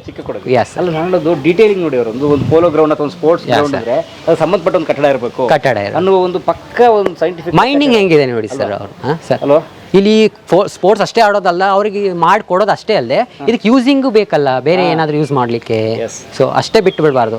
ಅರಮನೆ ಕಟ್ಟಿದ ಮೇಲೆ ರೆಸ್ಟ್ ರೂಮು ಕಟ್ಟಬೇಕು, ಬಾತ್ರೂಮು ಕಟ್ಟಬೇಕು, ಗಾರ್ಡನ್ನು ಕಟ್ಟಬೇಕು, ಹಾಲು ಕಟ್ಟಬೇಕು. ಅದೇ ರೀತಿ ಇರುತ್ತೋ ಸ್ಪೋರ್ಟ್ಸ್ ಕಟ್ಟಿದ ಮೇಲೆ ಸ್ಪೋರ್ಟ್ಸ್ ರೂಮ್ಸ್ಗಳನ್ನು ಕಟ್ಟಬೇಕು ಅನ್ನೋದು ಪಟವರ್ಧನರ ಒಂದು ಮೈಂಡಿಂಗ್ ಸರ್. ಅಂದರೆ ಅವರ ಲೋಕಜ್ಞಾನ ಅಷ್ಟೇ ಅಲ್ಲದೆ ವಿದೇಶಿಗಳನ್ನು ಪ್ರವಾಸ ಮಾಡಿ ಅವರ ಒಂದು ಮಾದರಿಗಳನ್ನು ತಮ್ಮ ರಾಜ್ಯದಲ್ಲಿ ಪ್ರತಿಷ್ಠಾಪನೆ ಮಾಡ್ತಾ ಇದ್ರು. ಹೇಳೋದು ಸರ್, ಈಗ ಒಂದು 100 years 200 years ಆಗೋ ಇದೊಂದು ನಾನು ಹೇಳೋದು ಜಮಖಂಡಿ ಈಗಲೇ ಒಂದು ತಾಲೂಕು ಕೇಂದ್ರ, ಕರ್ನಾಟಕದ ಬಾಗಲಕೋಟೆ ಜಿಲ್ಲೆ ಒಂದು ತಾಲೂಕು ಕೇಂದ್ರ.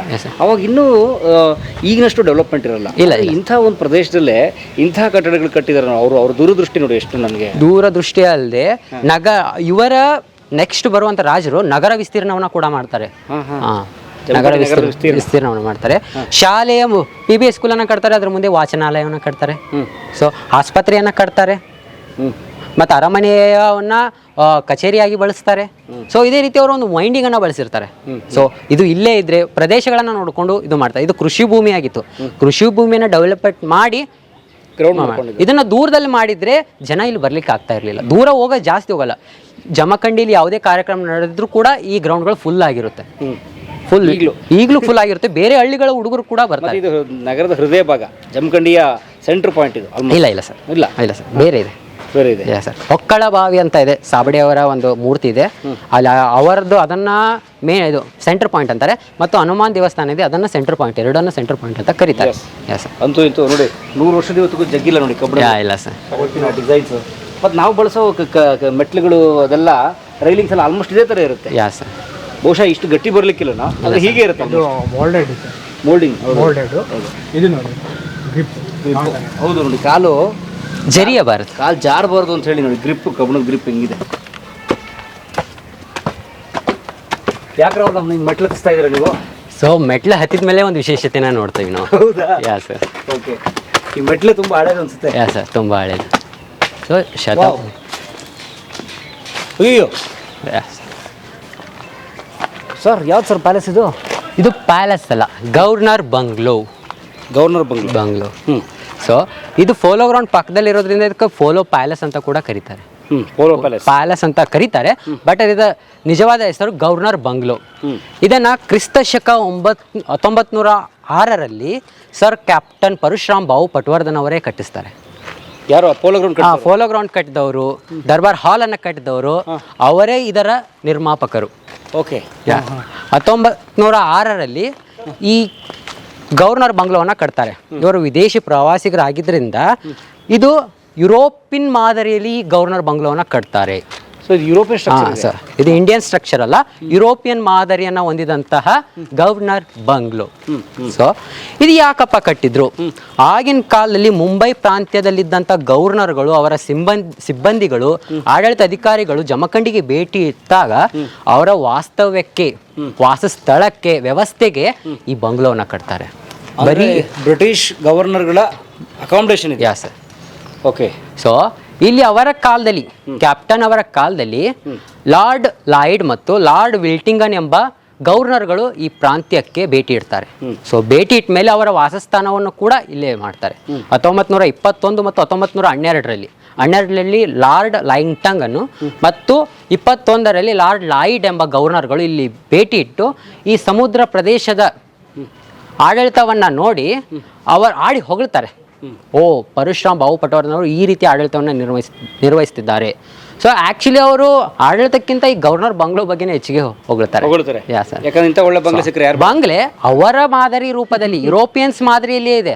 ಸೊ ನಮ್ಮ ರೀತಿಯ ಒಂದು ಮಾದರಿಯ ಬಂಗ್ಲೋನಲ್ಲಿ ನೋಡ್ತಾ ಇದ್ದೀವಿ. ಇವರು ವಿದೇಶದ ಮಾದರಿಯ ಒಂದು ಕಟ್ಟಡ ಕಟ್ತಾ ಇದ್ದಾರೆ ನಮ್ಮ ನಮ್ಮ ಆಳ್ವಿಕೆಯಲ್ಲಿ.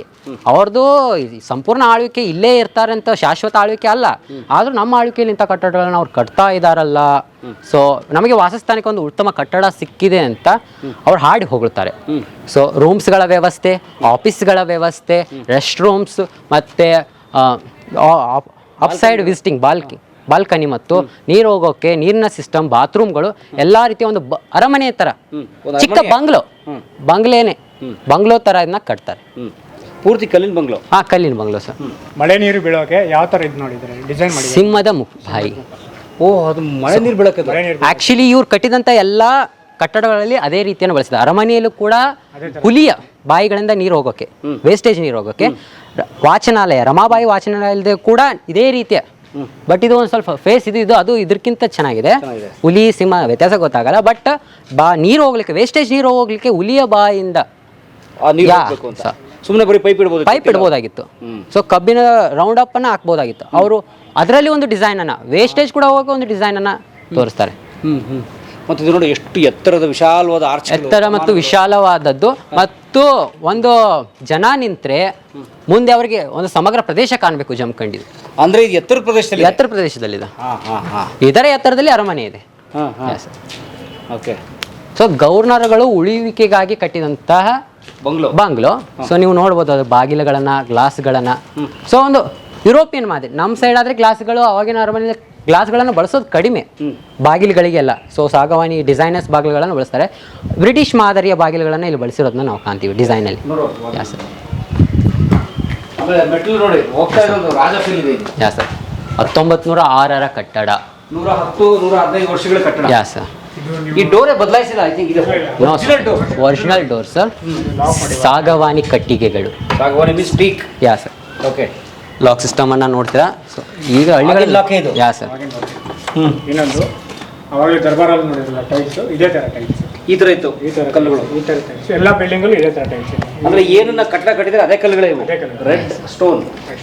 ಮೇಲ್ಗಡೆ ಕಬ್ಬಿಣವನ್ನ ಬಳಸಿದ್ದಾರೆ. ಕಬ್ಬಿಣದ ಮೇಲೆ ಕಲ್ಲಿನ ಪರಸಿಗಳನ್ನ ಹಾಕಿ ಕಟ್ಟಿದ್ದಾರೆ. ಅಂದ್ರೆ ರೂಫ್ಗಳನ್ನ. ಅಂದ್ರೆ ಮಳೆ ಬಂದ್ರೆ ಸೌರಲ್ಲ ಏನೂ ಆಗಲ್ಲ ಸರ್. ಅದ್ರ ಮೇಲೆ ಮತ್ತೆ ಇನ್ನೊಂದು ಮೇಲೆ 2 ಅಂತಸ್ತಿದೆ. ಸೊ ಇದು ಬಾಲ್ಕನಿ. ಇಲ್ಲಿ ಕಬ್ಬಿಣಗಳನ್ನು ಬಳಸಿರೋದು ನಿಮ್ಗೆ ಕಾಣುತ್ತೆ. 100 ವರ್ಷದ ಕಬ್ಬಿಣಗಳು. ಏನೂ ಆಗಿಲ್ಲ ಸರ್. ಸೊ ಕಟ್ಟಡವನ್ನು ನೋಡ್ತೀರ, ಒಂದು ತುಂಬಾ ರೋಚಕ, ಒಂದು ನೋಡುವಂತ ಕಟ್ಟಡ. ನೀವು ನೋಡ್ತಾ ಇದ್ರೆ ಎಷ್ಟು ಚೆನ್ನಾಗಿದೆ. ಅವಾಗ ನಾವು ಪ್ಲಾಸ್ಟಿಕ್ ಅನ್ನ ಬಳಸ್ತೀವಿ, ಆದ್ರೆ ಇದು ಕಟ್ಟಿಗೆ. ಇದು ಅರಮನೆಯಲ್ಲಿ ಕೂಡ ಕಟ್ಟಿಗೆಯಿಂದ ಬಳಸಿದಂತ ಕರೆಂಟ್ ವಿದ್ಯುತ್ ಪೂರೈಕೆಗೆ ಕಟ್ಟಿಗೆಯಿಂದ ಪ್ಲಾಸ್ಟರ್ಗಳು. Wood sir. ಅಂದ್ರೆ ಇದು ಯಾವುದು ವೈರ್ಗಳನ್ನ ಒಳಗಡೆ ಒಳಗಡೆ ನಾವೀಗ ಪ್ಲಾಸ್ಟಿಕ್ ಮೇಲ್ಗಡೆ ಪ್ಲಾಸ್ಟರ್ನ ಬಳಸ್ತೀವಿ. ಸೊ ಅವ್ರ ಕಟ್ಟಿಗೆ ಅರಮನೆಯಲ್ಲಿ ಕೂಡ ಇದೇ ಮಾದರಿಯಲ್ಲಿದೆ. ಓಕೆ ವುಡ್ ಈಗೆಲ್ಲ plastic sir, plastic wood casing. Wood sir. Casing ಅಂದರೆ ವೈರಿಂಗ್ ತರ್ತಿ ಪ್ಲಾಸ್ಟಿಕ್ ಬರ್ತದೆ, ವೈರಿಂಗ್ ಡೈರೆಕ್ಟ್ ವೈರಿಂಗ್ ಇರ್ತಿತ್ತು, ಸ್ಕ್ರೂ ಫಿಟ್ಟಿಂಗ್ ಇರ್ತಿತ್ತು ಒಳಗಡೆ. ಅದು ಪ್ಲಾಸ್ಟಿಕ್ ಕೋಟಿಂಗ್ ಇರ್ತಿರ್ಲಿಲ್ಲ, ಡೈರೆಕ್ಟ್ ವೈರಿಂಗ್ ಸೈಡಲ್ಲಿ ತಾಮ್ರನೇ ಇರೋದು ಅಷ್ಟೇ. ಈ ಕಡೆ ಗ್ಯಾಪ್ ಇರುತ್ತಲ್ಲ ಹೀಗೆ ಅದಕ್ಕೆ. ಕರೆಕ್ಟ್. ಯಾಕಂದ್ರೆ ಇವಾಗಾದ್ರೆ ವೈರ್ಗೆ ಕರೆಂಟ್ ವೈರ್ಗೆ ಪ್ಲಾಸ್ಟಿಕ್ ಕೋಟಿಂಗ್ ಇರುತ್ತೆ. ಈ ಇತ್ತೀಚೆಗೆ ಬಂದಿರೋದು ಮೀನ್ಸ್ ಅದ್ರ ಮೇಲೆ ನಾವು ಪ್ಲಾಸ್ಟಿಕ್ ಪೋಸ್ಟರ್ನ ಮಾಡಿರ್ತೀವಿ, ಅದು ಬರೀ ತಾಮ್ರವನ್ನು ಹಾಕಿದ್ರೆ ಸುಟ್ಟು ಹೋಗುತ್ತೆ ಪ್ಲಾಸ್ಟಿಕ್. ಸೊ ಅದಕ್ಕೆ ಅದಕ್ಕೊಂದು wood sir. Okay, insulated copper ಬರುತ್ತಲ್ಲ ಕೋಟಿಂಗ್ ಅದಿರುತ್ತೆ. ಆಮೇಲೆ ಲಾಕ್ ಆಗಕ್ಕೆ ನೋಡಿ ಅವಾಗೆಲ್ಲ ಡೋರು ಗಾಳಿಗೆ ಹೊಡ್ಕೋಬಾರ್ದು ಅಂತ ಲಾಕ್ ಸಿಸ್ಟಮ್ ಸರ್. ಉದಾಹರಣೆಗೆ ಇದನ್ನ ತೆಗೆದು ಅಲ್ಲಿ ಹಾಕಿಬಿಡುದು ಸರ್, ಲಾಕ್ ಆಗುತ್ತೆ ಸರ್ ಲಾಕ್. ಸೊ ಇದು ನೋಡ್ತಾ ಇದ್ರೆ ಒಂದು ಬಂಗ್ಲೋ ಫೀಲಿಂಗ್ ಆಗುತ್ತೆ ಸರ್, ಅರಮನೆಯಲ್ಲೇ ಇದ್ದಂತೆ ಒಂದು ಫೀಲಿಂಗ್ ಬರುತ್ತೆ. ಹೌದು, ಇದು ಯಾಕಂದ್ರೆ ಆಮೇಲೆ ಇದು ನೋಡಿ ರಾಜರು ತಾವು ಕಟ್ಕೊಂಡಿದ್ದಲ್ಲ, ಗವರ್ನರ್ಗಳು ಇರೋ ಲೆಕ್ಕ ಹಾಕಿ ಇವು ಗವರ್ನರ್ಗಳಿಗೆ ಎಂಥದ್ದು ಕಟ್ಟಿದ್ದಾರೆ ಅಂದಮೇಲೆ ಅವ್ರಿಗೆ ಯಾವ ರೀತಿ ಕಟ್ಟಿರಬೇಕು ತಮ್ಮ ವಾಸಸ್ಥಾನಕ್ಕೆ? ಭಾಳ ಒಳ್ಳೆ ಪ್ರಶ್ನೆ ಇದೆ. ಸರ್, ಚೆನ್ನಾಗಿದೆ ಸರ್. ನೆನಪು ಮಾಡಿ ನೀವು ತಿಳ್ಕೊಳ್ಳಿ, ಗವರ್ನರ್ಗಳಿಗೆ ಹೊರಗಡೆಯಿಂದ ಬಂದ ಗವರ್ನರ್ಗಳಿಗೆ ಇರೋಕೆ ಇಂಥ ಪ್ರದೇಶವನ್ನ ಇಂಥ ಬಂಗ್ಲೆನ ಕಟ್ಟಿದ್ದಾರೆ, ಅವ್ರಿಗೆ ಇರೋಕೆ ಯಾವ ತರ ಕಟ್ಟಿರ್ಬೋದು, ಎಂಥ ಅರಮನೆಗಳಲ್ಲಿ ಅವ್ರು ವಾಸಿಸ್ತಿದ್ರು, ಯಾವ ರೀತಿ ಸ್ಟ್ರಕ್ಚರ್ಗಳನ್ನ ಬಳಸಿದ್ರು. ಸೊ ಅವತ್ತಿನ ಜನ ಜೀವನ ಹೇಗಿತ್ತು, ಅಥವಾ ರಾಜರ ಲೈಫ್ ಸ್ಟೈಲ್ ಹೇಗಿತ್ತು ಗೊತ್ತಾಗುತ್ತೆ. ಬಂದ್ರೆ ಆದ್ರೆ ಐ ಥಿಂಕ್ ಇದು ಮೇನ್ ಗೇಟ್. ಇದು ಮೇನ್ ಗೇಟ್ ಸರ್. ಗವರ್ನರ್ ಬಂದ್ರೆ ಸೀದಾ ಹೀಗೆ ಬಂದ್ಬಿಡೋದು, ಮೆಟ್ಲು ಹತ್ಕೊಂಡು ಇಲ್ಲಿ ಬಂದು ಒಳಗಡೆ ಹೋಗೋದು. ಸೈಡ್ ಎಂಟ್ರಿನೇ ಇದ್ದಿದ್ದು, ಫ್ರಂಟ್ ಎಂಟ್ರಿ ಇಲ್ಲ. ಇಲ್ಲಿ ನಿಂತ್ಕೊಂಡ್ರೆ ಗ್ರೌಂಡ್ ಕಾಣುತ್ತೆ. ಇಲ್ಲ ಇದು ಮೆಟ್ಲುಗಳಿದು ಆ ಕಡೆ ಮಾಡ್ತೀವಿ ನೋಡಿ. ಇಲ್ಲಿ ಇದನ್ನ ಕ್ಲೋಸ್ ಮಾಡ್ಬೋದಿತ್ತು, ಅವ್ರು ನೋಡಿ ಕಿಟಕಿ ಬಿಟ್ಟಿದ್ದಾರೆ. ಕಿಟಕಿ ಸರ್, ಮುಂದೆ ಗಾರ್ಡನ್ ಸರ್. ಈಗ ನೋಡ್ತಾ ಇರೋದು ಗವರ್ನರ್ ಬಂಗ್ಲೋದ ಸೌಂದರ್ಯವನ್ನ ಹೆಚ್ಚಿಸ್ಲಿಕ್ಕೆ ಮುಂದೆ ಗಾರ್ಡನ್ ಅನ್ನ ಮಾಡಿದ್ರು. ಈ ಗಾರ್ಡನ್ ಆ ಕಾಲದ್ದೇ ಸರ್. ಇಲ್ಲಿ ಬಂದ ಮೇಲೆ ನಿಮಗೆ ಅದರ ಫ್ರಂಟ್ ಕಾಣುತ್ತೆ ಸರ್, ಗವರ್ನರ್ ಬಂಗ್ಲೋದ ಫ್ರಂಟ್. ನೋಡ್ತಾ ಇದ್ದಾರೆ ನೀವು ಸರ್ ಗವರ್ನರ್ ಬಂಗ್ಲೋ. ಸೊ ಗಿಡಗಳಿಂದ ಮರೆ ಮಾಚಿದ್ರು ಕೂಡ ಒಂದು ಕ್ಲಿಯರಿಟಿ ಕಾಣುತ್ತೆ ಸರ್, ಕಾಣುತ್ತೆ ಸರ್. ಅದೇ ಶೀಟ್ ಹೊಡೆದ್ಬಿಟ್ಟು ನಾವು ಅಸಹ್ಯ ಮಾಡ್ಬಿಟ್ಟಿದ್ದಾರೆ. ನೆರಳಿನ ಪ್ರೈವೇಟ್ ಪ್ರಾಪರ್ಟಿ ಆದ್ಮೇಲೆ ಅವ್ರು ಏನು ಮಾಡ್ತಾರೆ ಅದಕ್ಕೂ ಅನ್ಲೇಬೇಕು ಸರ್. ಗವರ್ನರ್ ಬಂಗ್ಲೋಗೋಸ್ಕರ ಮಾಡ್ತಿರೋದು, ಬಂಗ್ಲೋದ ಸೊಬಗನ್ನ ಸೌಂದರ್ಯವನ್ನು ಹೆಚ್ಚಿಸ್ಲಿಕ್ಕೆ. ಸೊ ನಾವು ಮನೆ ಕಟ್ಕೊಂಡಿದ್ವಿ ಅಂದಮೇಲೆ ಸ್ಪೇಸ್ ಇದ್ರೆ ಗಿಡಗಳನ್ನ ಬೆಳೆಸ್ತೀವಿ. ಅದು ನಾವೇನು ಗಿಡಗಳನ್ನ ಬೆಳೆಸ್ಬೇಕಂತ ಬೆಳೆಸಲ್ಲ, ತಮ್ಮ ಮನೆಯ ಸೌಂದರ್ಯವನ್ನು ಹೆಚ್ಚಿಸ್ಕೊಳ್ಳಿಕ್ಕೆ ಜನ ಜಾಸ್ತಿ ಅದೇ ಸರ್. ಅದೇ ರೀತಿ ಗವರ್ನರ್ ಬಂಗ್ಲೋದ ಸೌಂದರ್ಯವನ್ನು ಹೆಚ್ಚಿಸ್ಲಿಕ್ಕೆ ಈ ಗಾರ್ಡನ್ ಅನ್ನ ಬೆಳೆಸಿರ್ತಾರೆ. ಗವರ್ನರ್ ವಾಕಿಂಗ್ ಮಾಡಕ್ಕೂ ಆಗುತ್ತೆ. ಚೆನ್ನಾಗಿರೋ ಗಿಡಗಳಿದ್ರೆ ಗ್ರೌಂಡ್ ಇದೆಯಲ್ಲ ಸರ್, ಗ್ರೌಂಡೇ ಇದೆ. ಹೌದು, ಅಲ್ಲ ಗಿಡಗಳಿದ್ರೆ ಒಂಥರ ಆಹ್ಲಾದಕರವಾಗಿರುತ್ತಲ್ಲ. ಸರ್, ಈ ಫೌಂಟನ್ ಆ ಕಾಲದ್ದೇ. ಸರ್, ಆ ಕಾಲದ್ದೇ ಕಮಲಗಳನ್ನ ಬೆಳೆಯುತ್ತಂತ. ಚಿಂತಿಸಿ ಸರ್, ಊಹಿಸಿ ಗವರ್ನರ್ ಬಂಗ್ಲೋದ ಮುಂದೆ ಇರುವ ಈ ಫೌಂಟನ್ ಅಲ್ಲಿ ಕಮಲದ ಹೂಗಳು ಹರಳಿದಾಗ ಹೇಗೆ ಕಾಣುತ್ತಿರಬಹುದು ಪೂರ್ತಿ. ಹೌದು, ಕಾರಂಜಿ ಗಿರಂಜಿ ಇತ್ತು ನನಗೆ. ಇಲ್ಲ sir, Kamala it's only storage. Sir. Okay.